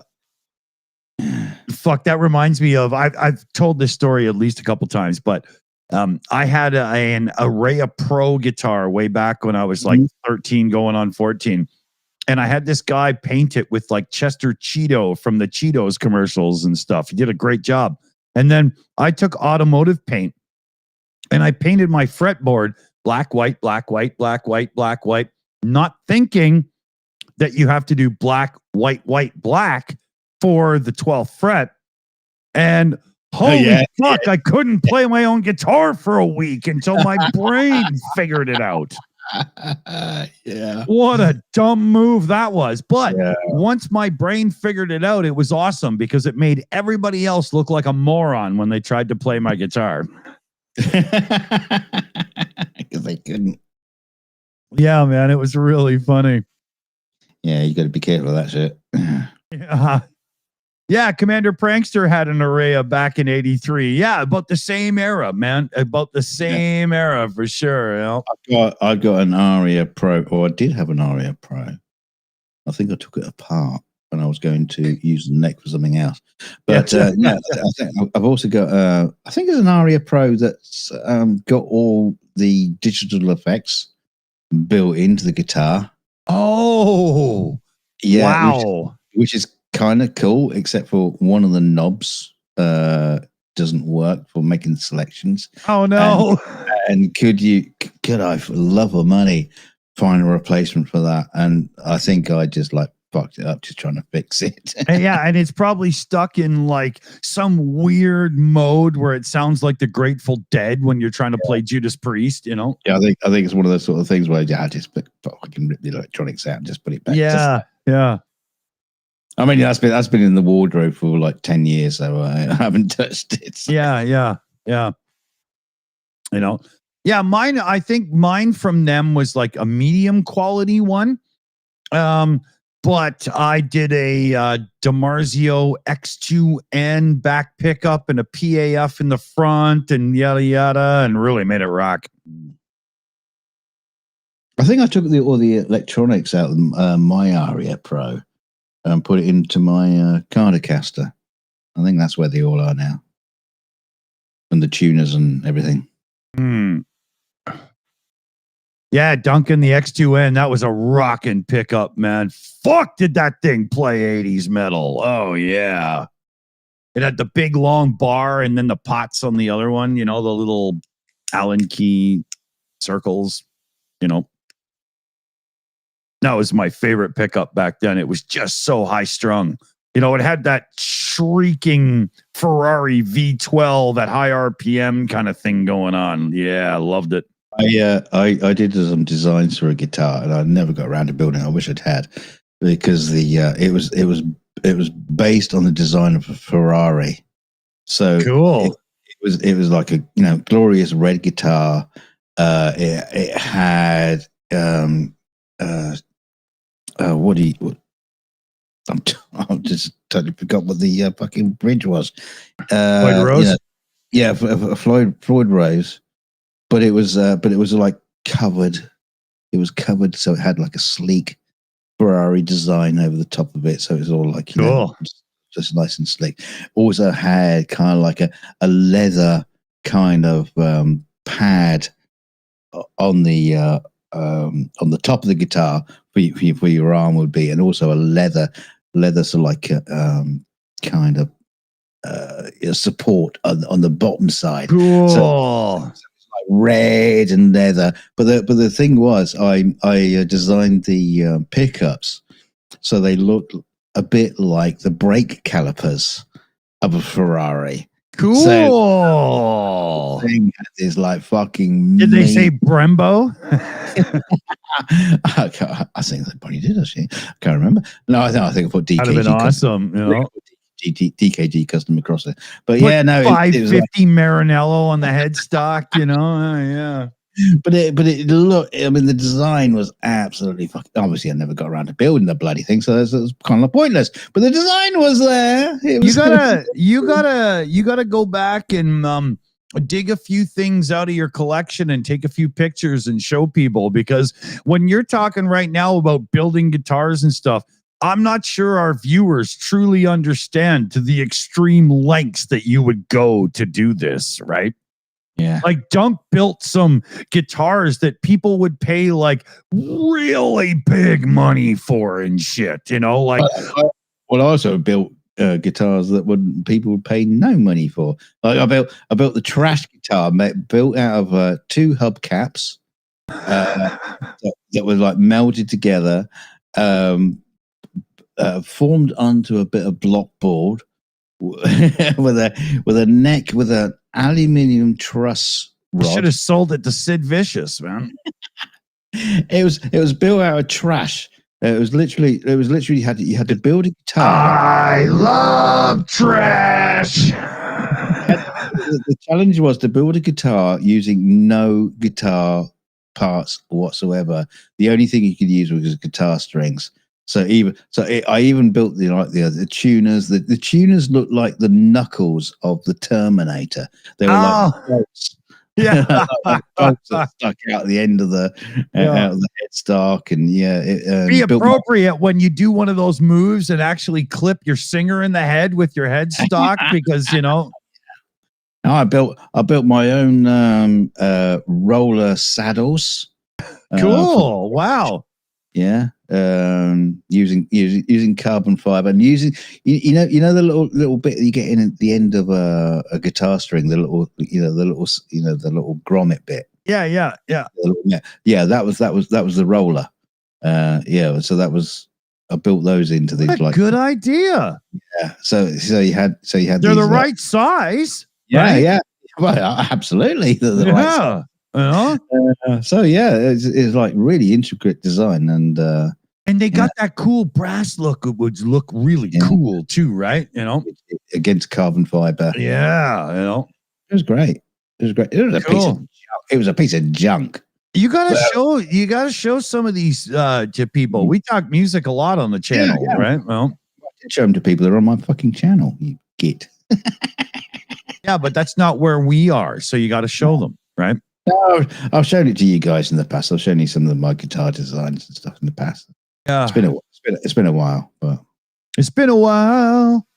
It's been a long while getting from there to here. Yeah. That's that whole '90s way of singing, right? I was doing Enterprise. Don't know what you did. Oh God, no! I was singing that song. And it's been a while since I enunciated what I'm saying so you can understand me. And it's been a while. I can't remember what that was, No, it's been a long road getting from there to here. Oh, stop. Don't. No. It's been a long time, but that time is finally here. I have a mute button. Don't make me use it. Yeah, go on, dare you. No. Dare me? What? Okay, he's muted now. You can't hear him. See that? Nothing he can do. I can tell you all about how the village little garden gnomes, they circle around Dunk as if he's their leader. There you go. Yeah. like Stonehenge.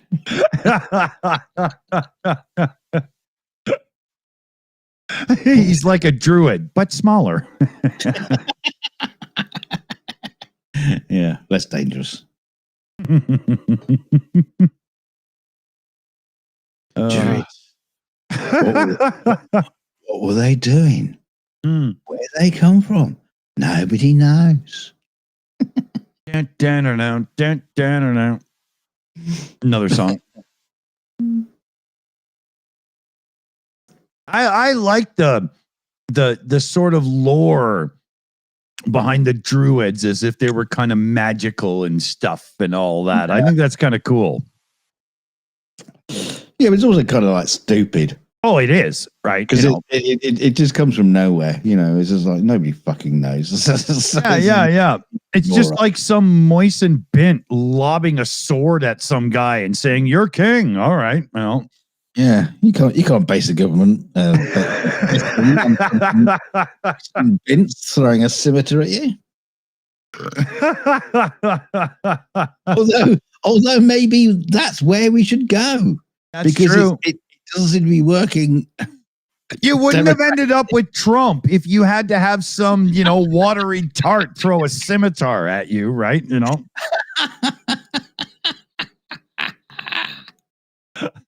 I've got to catch this. Thunk. Oh, ow. That's going to sting. Yeah. Duncan Stewart in the chat says Merlin. Well, everybody knows Merlin's real because he's the one that helped them do the statue thing in Easter Island, right? Yeah. Merlin's obviously real because it was Mickey Mouse, wasn't it? Yeah. Oh, no.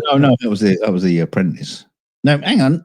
No, it wasn't even Merlin, was it? I don't even know what I'm talking about. Yeah. No, that was the Disney Merlin thing. Sword in the Stone. That was it. Oh, yeah, that was cool blonde chick and what's his nuts there? The Sword in the Stone, isn't that Kirk Douglas or Michael Douglas? And you're talking about Sharon Stone crossing her legs. No, it's an older movie than that. It's Michael Douglas and what was her name? Kathleen Turner? Is that who it is? Stone. Yeah. Yes. Kathleen Turner, is that it? Fuck, I'm working my memory hard on this one. Jesus. It might have been her. She ended up marrying, Crocodile Dundee. I don't think it's the same girl. Isn't it? Is it? I don't know. Is it? No, it can't be. Kathleen Turner did not marry that fuck. No. Okay, who was in Crocodile Dundee with him? Some chick that's in Crocodile Dundee 2. Yeah, she was. She was in Crocodile Dundee 2, yeah. That was nepotism. She was around. I married her. So, I don't think it's her. Hold on. Let me. God damn it, my drink's empty. Hold on. I have to check that. Yeah. Oh, was it Kathleen Turner? I can't remember. No, it probably wasn't. Carpasian goes donk.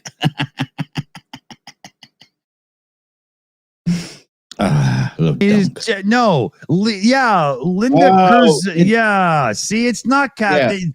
I knew it. All right. Yeah. Very, very similar person, though. But Crocodile Dundee girl is very attractive, but Kathleen Turner is just better. Yeah, but Linda, was it Kozlowski?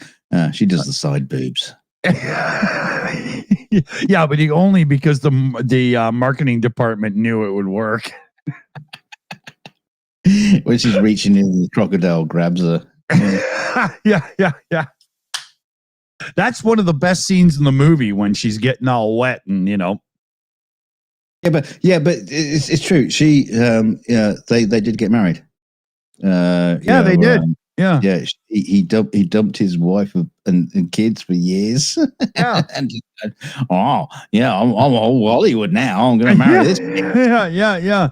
He's like that guy that played the boyfriend of Roseanne's daughter, who then went on to The Big Bang Theory. Yeah. That little guy again. Yeah, he can't separate on-screen love affair from real. He literally has to date everybody he acts with. Even Jim Parsons. Yeah, unsuccessfully too. Every time he gets dumped, right? Even by Jim.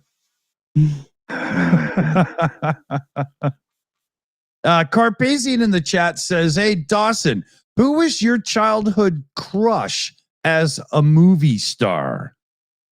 Oh, but you weren't ever a movie star. Oh, I was. You just didn't know me then. That's the film you have to dig deep into Pornhub to find. Yeah. That was before that was when I shaved. Which bit? Who was my crush? As Morgan Fairchild. So okay, well that's a good one. Childhood. So you mean like from like the age of 0 to 10 or some shit, right? That makes sense, right? Princess Leia. Carrie Oh, Fisher. that's a big one, right? Because I knew she was a cocaine addict, and as such, she'd be good to go, right? I never really fancied her. I saw her as a sister, which is kind of strange. Maybe I'm a Skywalker. I remember I didn't see Princess Leia as super hot until the whole big slug guy in the bikini thing. Yeah. Jabba. Yeah. Who would be my childhood crush? There's an argument to be made for Aaron Gray from Buck Rogers. Mm-hmm. But there's an argument to be made for Pamela Hensley, who plays the bad girl in the first season of Buck Rogers. The bad girls are always like the dirty ones. Oh, yeah. It's like the one who plays Ming's daughter in Flash Gordon. She's a right saucy. Oh, yeah. Right. Molly Ringwald is a good one. Yep. Johnny C, you got that one right. Barbara Eden. No, you're not older than me. Well, you might be a little older than me, but I know that reference well. Jessica Lansbury. I've seen her eating a hot dog, and it looked pretty good.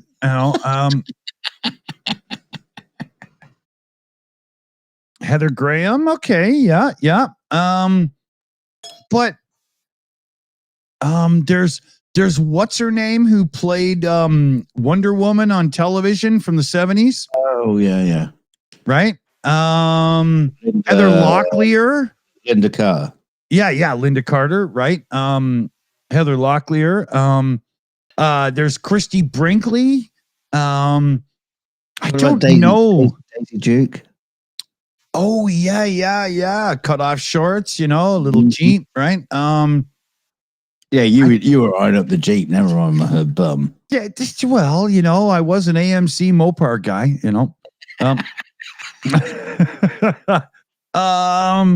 I'd like to fit a new clutch in that. Ooh. I don't know that I can truly pick one.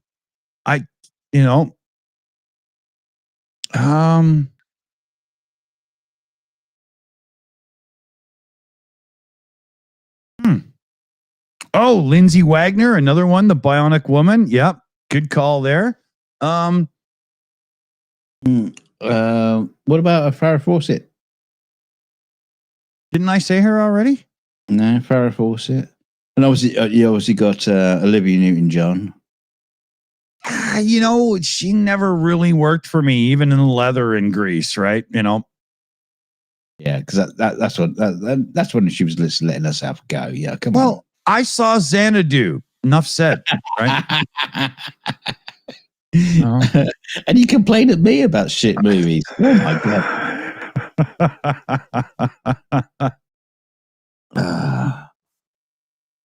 Okay, I got one.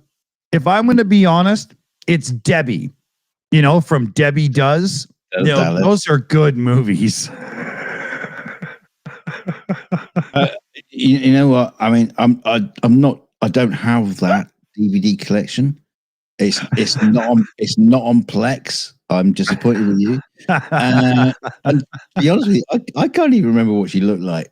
I have no clue. I don't know. Oh, we mentioned it the other day. It came in the private chat. They Live, and there was the actress in that had the most incredible pale blue eyes. Was it Jill Ireland, the chick that did Bond Girl thing? I think she was a Bond girl. I can't remember her name, but she was in Escape from New York and stuff like that. And okay, I got my answer. What's that? It's the chick that plays Bailey Quarters from WKRP in Cincinnati. There you go. Yeah, she was the blonde bay bimbo. No, the other one. Oh, okay. Yeah. That's the chick that Burt Reynolds always lusted after. Lonnie Anderson. Yeah, he lost his dad with all of them, didn't he? Yeah. Yeah, well, that's true, right? Yeah. But yeah, for me, it's I'll go with Bailey Quarters from WKRP in Cincinnati. What was her fucking name? She wasn't even an actress, and somebody just kind of was like, "Wow, you're beautiful. You want to be in a TV show?" Show us your tits. Yeah. She was awesome. That's my choice.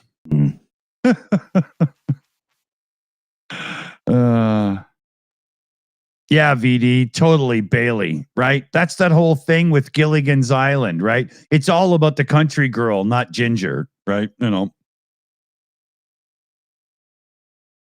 Yeah.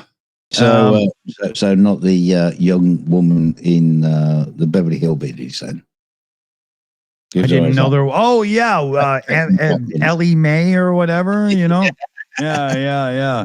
The chick with the tits, right? Yeah, she was all like collecting possums and wild animals. Yeah, poor girl couldn't even see her own feet, unless she, Yeah, I mean, you never mentioned anything like the classics, like Jane Mansfield. It was just like, Didn't she have a mustache? just all tits and ass. Yeah, I mean, you didn't mention Marilyn Monroe.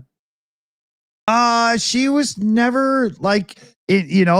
Looking back, I don't see her as this sex symbol girl. To be honest, I think it depends which movie you watch, because some of them she's a lot hotter than others, and some of them, she's cuter. I've never seen her on the silver screen. I've only ever seen pictures of her. I've never seen a movie with her in it. Right. Okay. Yeah. Okay. So you might get confused. You might fall in love with Jack Lemmon.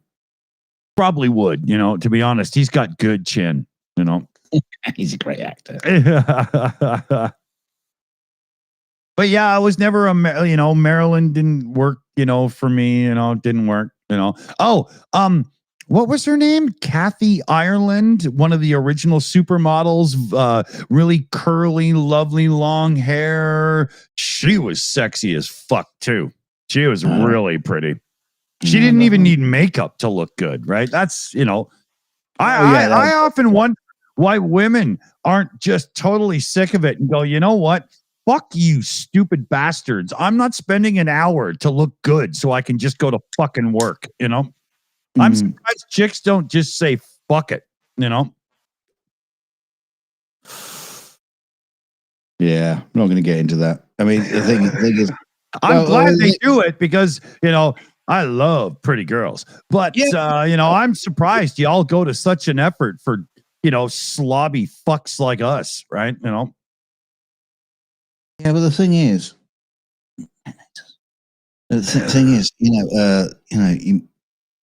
a more naturalistic look. Sometimes the complete fake. The deep blood, blood red lipstick and all that kind of stuff. You just think, well, no, I don't want to kiss that. I'm just going to slide off it. It's just like you already got a pretty mouth. You don't need to. You don't need to not make yourself look like a baboon's ass to make yourself attractive. There was this girl I used to know when Felix was like 4 years old, and her kid was at school, the same class as mine. And it looked like she just had like a 3D print of her face, and she would just draw the makeup in and just go like this every morning and just reapply more. It was unbelievable, Yeah. There's people who never learn how to do it properly, and then there's people who really do, right? Well, the interesting thing is as well as I'd be the worst. I'd look like a fucking raccoon, right? For sure. Yeah, but because I like watching old movies, and you see movies like from the 30s and things like that, and you can tell. Obviously the women are, they're all made up. So the men, for fuck's sake, Yeah. But you got these women from the 30s, and it's like all their eyebrows have been plucked to death. Yeah, So yeah. To the point where you got to draw them back in, right? You know, and that's what they did when they got older. Yeah. And that's the funny thing is when you watch really, really old movies, you can project how that woman looked as your grandma. Yeah. You could see the development where, you know, the hairstyle doesn't change, the makeup doesn't change, the face doesn't change, and now you've got no eyebrows left because you put them out for all these years. You got to draw them back in, and then because you got no lips, you have to draw in like an extra inch over the top of your lip to make sure that, you know, people know you've got a fucking mouth. And it's so strange because, you know, you just say, oh yeah, hi grandma. Yeah. When I was 14 turning 15, I was already playing with a band who were like 18 years old, everybody else, right? And I remember the drummer told me, he was like, you've always got to meet your new girlfriend's mom as fast as you can because that's who you're dating in 10 years, right? Yeah, that's what they're going to turn into. Yeah. That did not work out well for me. I fucking hated that guy for like, you know, when I got a little bit older, you know, like, you bastard, that did, I should never have been thinking that way. I'm just kidding a bit, but you know, yeah, it's not always true. It's almost never true, you know, although in some ways it is, you know, I don't know. It was hilarious because anyway, it was funny. You know? That's where you turn out. Oh, she was adopted. Yeah. Now we'll never know. Yeah, but you know, when you're the youngest in the band, you shouldn't get your dating advice from the others. Trust me, don't do that. Don't do that. How old you are in the band? Don't take advice from you. Yeah, especially the drummer, right? Because you know what you call a drummer without a girlfriend? Homeless.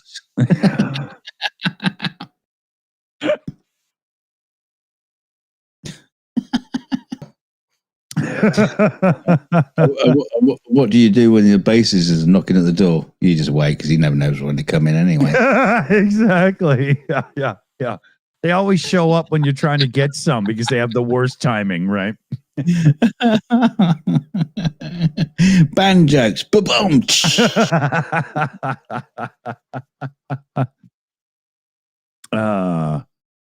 It must be really shitty being like the drummer and the bassist, and, you know, going, oh, yeah, I'm getting all the fucking jokes.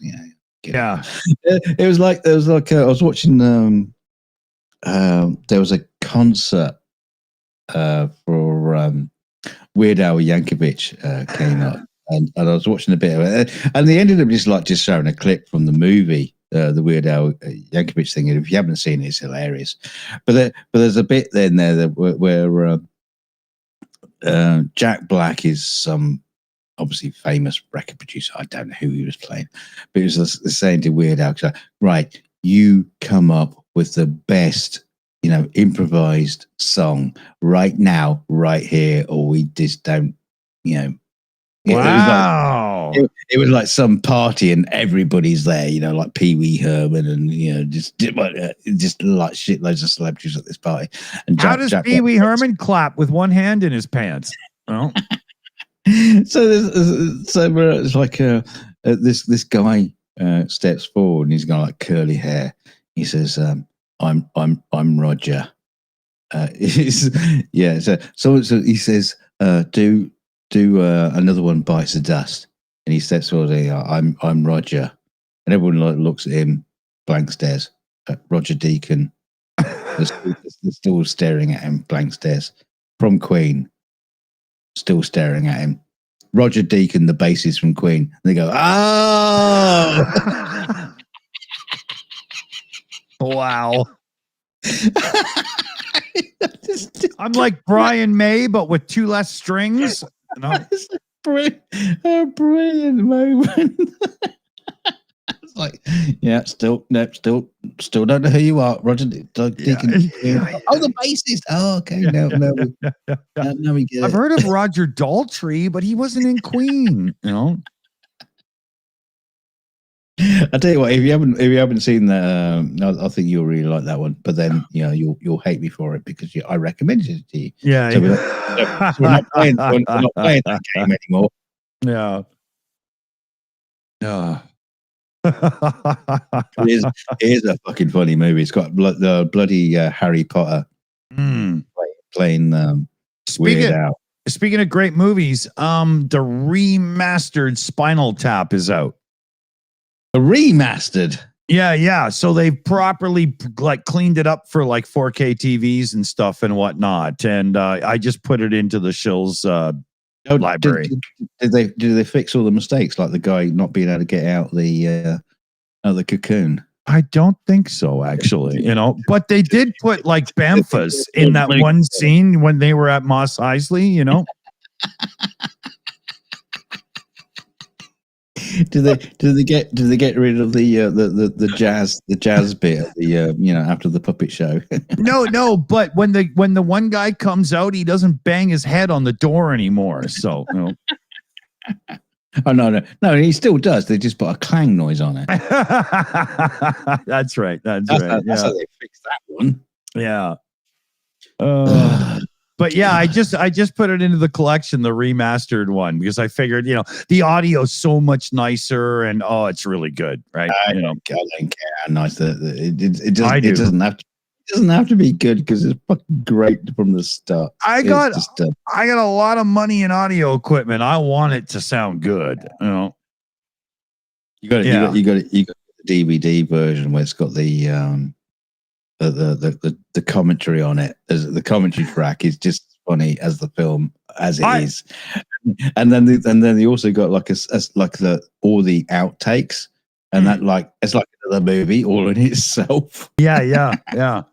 It's like Spinal Tap movies in one disc. Yeah.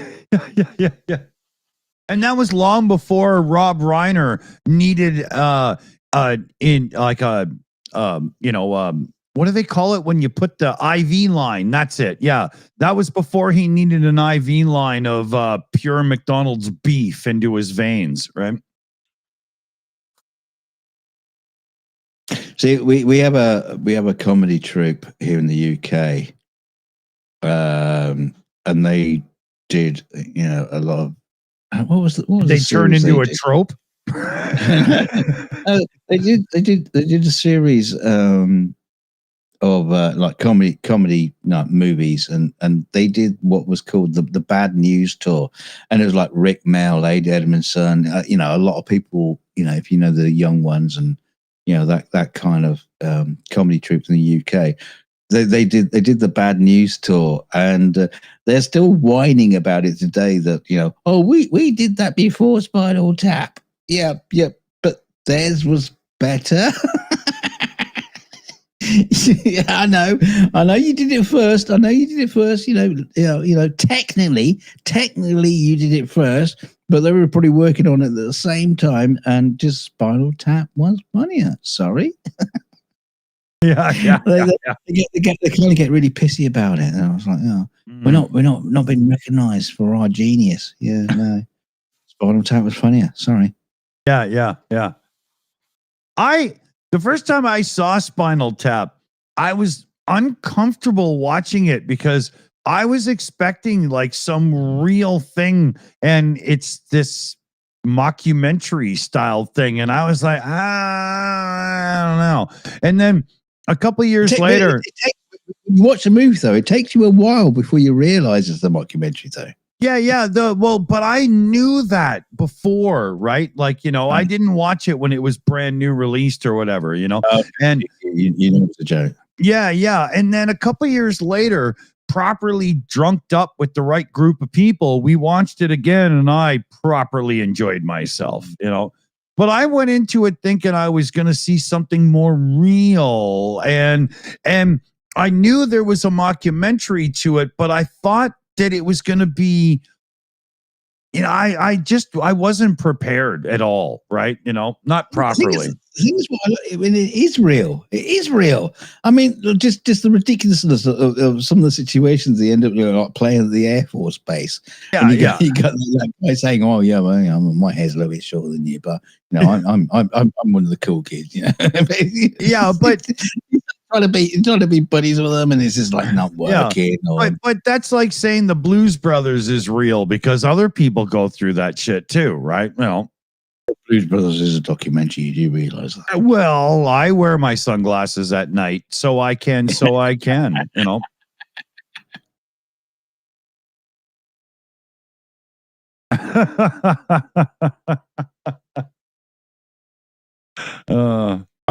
want the Blues Brothers in Chicago when Trump sends his troops in. Oh yeah, that'd be amazing, right? It would be that scene. I fucking hate Nazis. And then just be out on the street playing rhythm and blues with all the people. Oh yeah.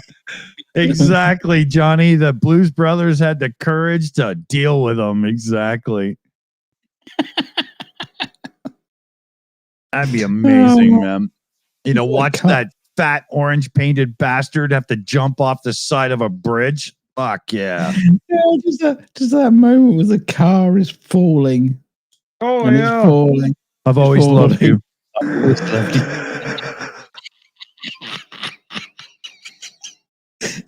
Even just the bit where the guy is sitting behind his desk and he's painting his little fucking eagle with gold paint. Yeah. That's Trump. Yeah, that is Trump in the White House. Totally. He's just like he's finding anything. He's just got some gold paint and I'll paint it. Yeah, he keeps talking about gold leaf. Gold leaf isn't liquid and it doesn't go on with a brush, Donald. Spray can. Exactly. Yeah. He's got 3 inner city youths in there with spray cans. Yeah, he's gonna spend $60 million, redoing the White House, and there's gonna cost them 120 to put it back. Yeah, exactly. Yeah. And the place is the smell of like paint thinners for like weeks. Yeah. Imagine Gavin Newsom wins the next election. He takes the Oval Office and goes, "Really? It's just gold Sharpie," and just stands there wiping it off with isopropyl alcohol, right? It'd be fucking amazing. Actually, no. To be fair, a lot of those augmentations are just been applied to like the fireplace and whatever. It's just a bit of silicon or no nails or something. You can get a spatula behind that, and it would just like pop straight off. It'd be gone. Probably MTF, so probably crack up a bit. Oh my God. I want to see Gavin Newsom take office in a couple of years and have a White House garage sale to get rid of all the gold painted shit. Now that would be funny. That would be amazing, man.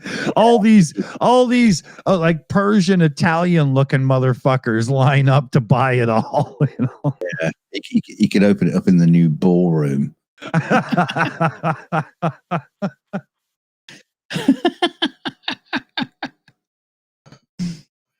Oh my God. Oh man.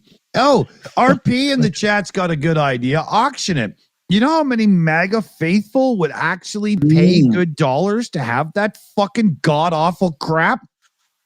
Yeah, but you can't have Gavin Newsom making money after the presidency. Right back to square one again. He'll go, oh yeah, maybe I should do a Bitcoin thing. I'm gonna sell sneakers. Actually, Gavin Newsom put out a tweet, with the Gavin Newsom gold sneakers.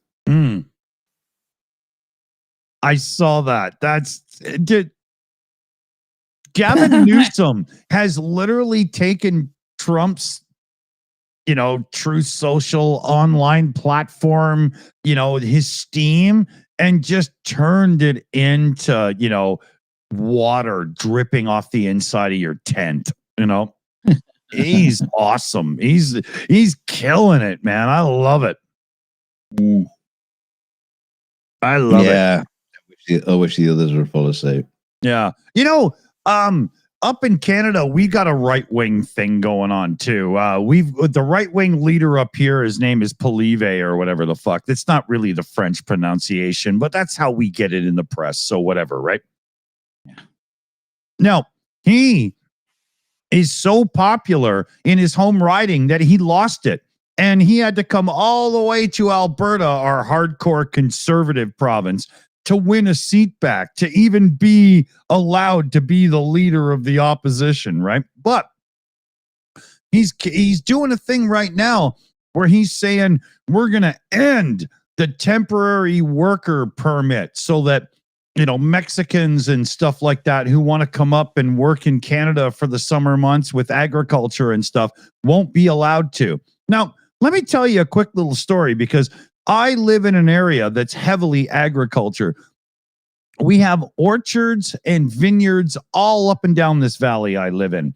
And 30 years ago, it used to be that all these teenagers from Quebec, as they transitioned to university, would come out to this valley I live in and they would work in the orchards. And lots of locals did and stuff too, because it was basically paid under the table wage and so on, right? But as time has gone on, the wage hasn't kept up with reality. And most locals now would never consider doing the orchard and vineyard work anymore. It's very rare. And we're full. Our valley is full of folks up from Mexico because they have no problem with that. They get paid way better than they would at home. They send all kinds of money home. And while they're here, the vineyards and orchards, they all have accommodations for them and all that kind of stuff. And it's fine, right? Now, this idiot is trying to end that. Every single orchard and vineyard, and we've got some award-winning wineries and stuff in our area, are all out of business. You stupid right-wing Trumper thumper motherfucker, if your plan comes to fruition. Why?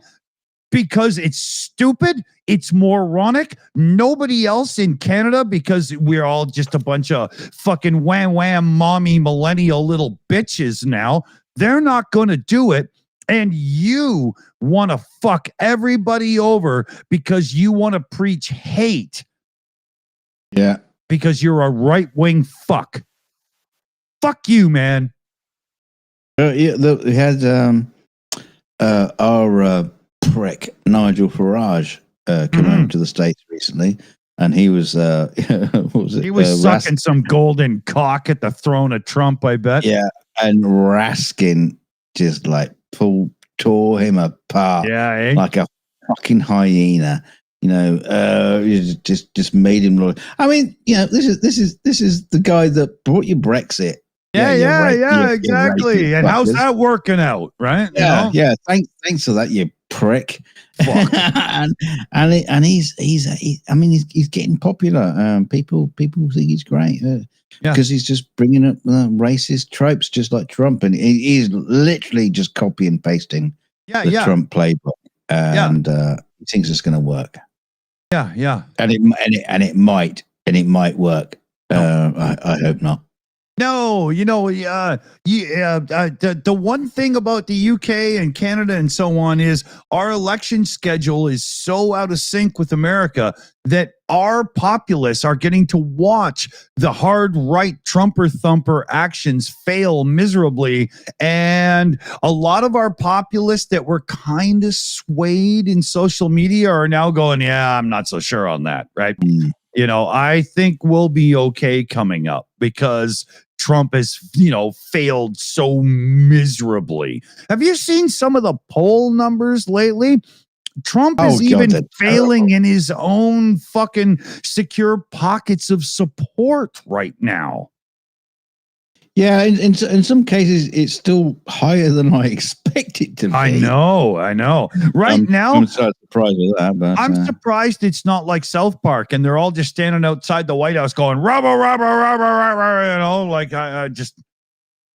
Thing is, it makes you curious about those polls, you know, because who are they asking? Because are they asking people who are actually paying attention to the politics at the moment of the time?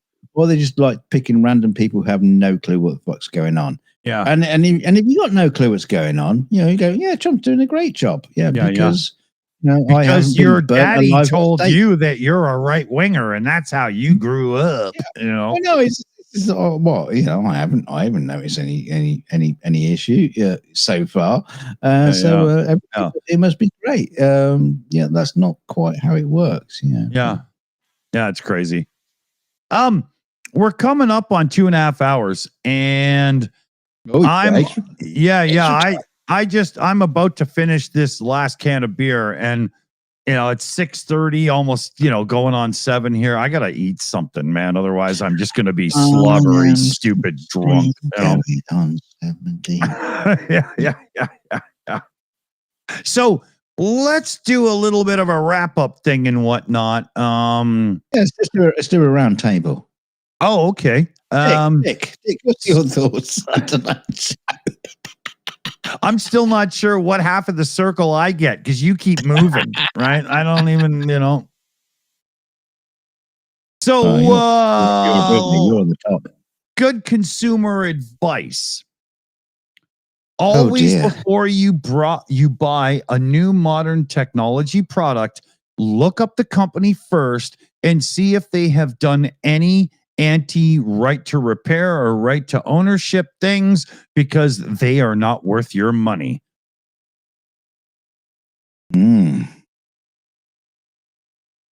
Yeah, interesting. It's true though. Right now it's getting so bad it's not funny. It is true. It's almost like there needs to be like like What magazine? Do you get that over the? No, but I know what you're talking about. Yeah. It's like that needs to be a part of the whole fucking listings of if you're buying something. How you booked in the future. Yeah. Oh yeah. Any product you buy that is cloud connected, that doesn't have a monthly fee, will within the first 24 months of ownership. Fact. Yeah. Right. That reminds me. I got to register our new tumble dryer. That'll be interesting. Yeah. It's got a QR code on the front of it. It's like, oh, for fuck's sake. God. Yeah. Like that dude I was like that dude I was talking about. He couldn't activate all of the features on the dishwasher without enabling the app. Yeah. I think we're okay. I think it works just fine. But yeah, it is scary to think that you just might buy something and you think, oh, I'm getting all these lovely features. I don't. Okay. And when it comes to all your home security and smart home stuff, look into an open source project called Home Assistant, and you can buy gear that works with it. You can run it on an old piece of crap PC in your home. No fees, no nothing. We're going to talk about it a bit more coming up because I'm about to get into it right now. It's totally awesome. This is the way it's done. Or just go complete Amish. There you go. Right. Build a barn with your neighbors and fuck electricity. Right. Just how Tesla would do it. Yeah. Can you imagine, how do the Amish charge electric cars? How does that even work? Do they have like hamster wheels and a whole bunch of Yeah, they just got all the neighbors to come around on a big wheel and charge it up. Isn't that song? Big wheels keep on turning, electrifying my Tesla. It's good night for me. And it's good night from him. And it's a good night from our team. Yeah. Oh, them too. Yeah, we got Mexi Girl on the Shills account. We got Annette, Shayna Caldwell, PJ CNET, Carpasian The AI Alchemist, Jose C, Liam Wakefield, Chris Lundy, and of course, Super Chat Matt as well. Yeah, the sexiest people on the internet, and I challenge you to defy me. I agree. Nobody's ever greased up with pig fat like this group. Good night, everybody. I've seen Chris Lundy's nipples.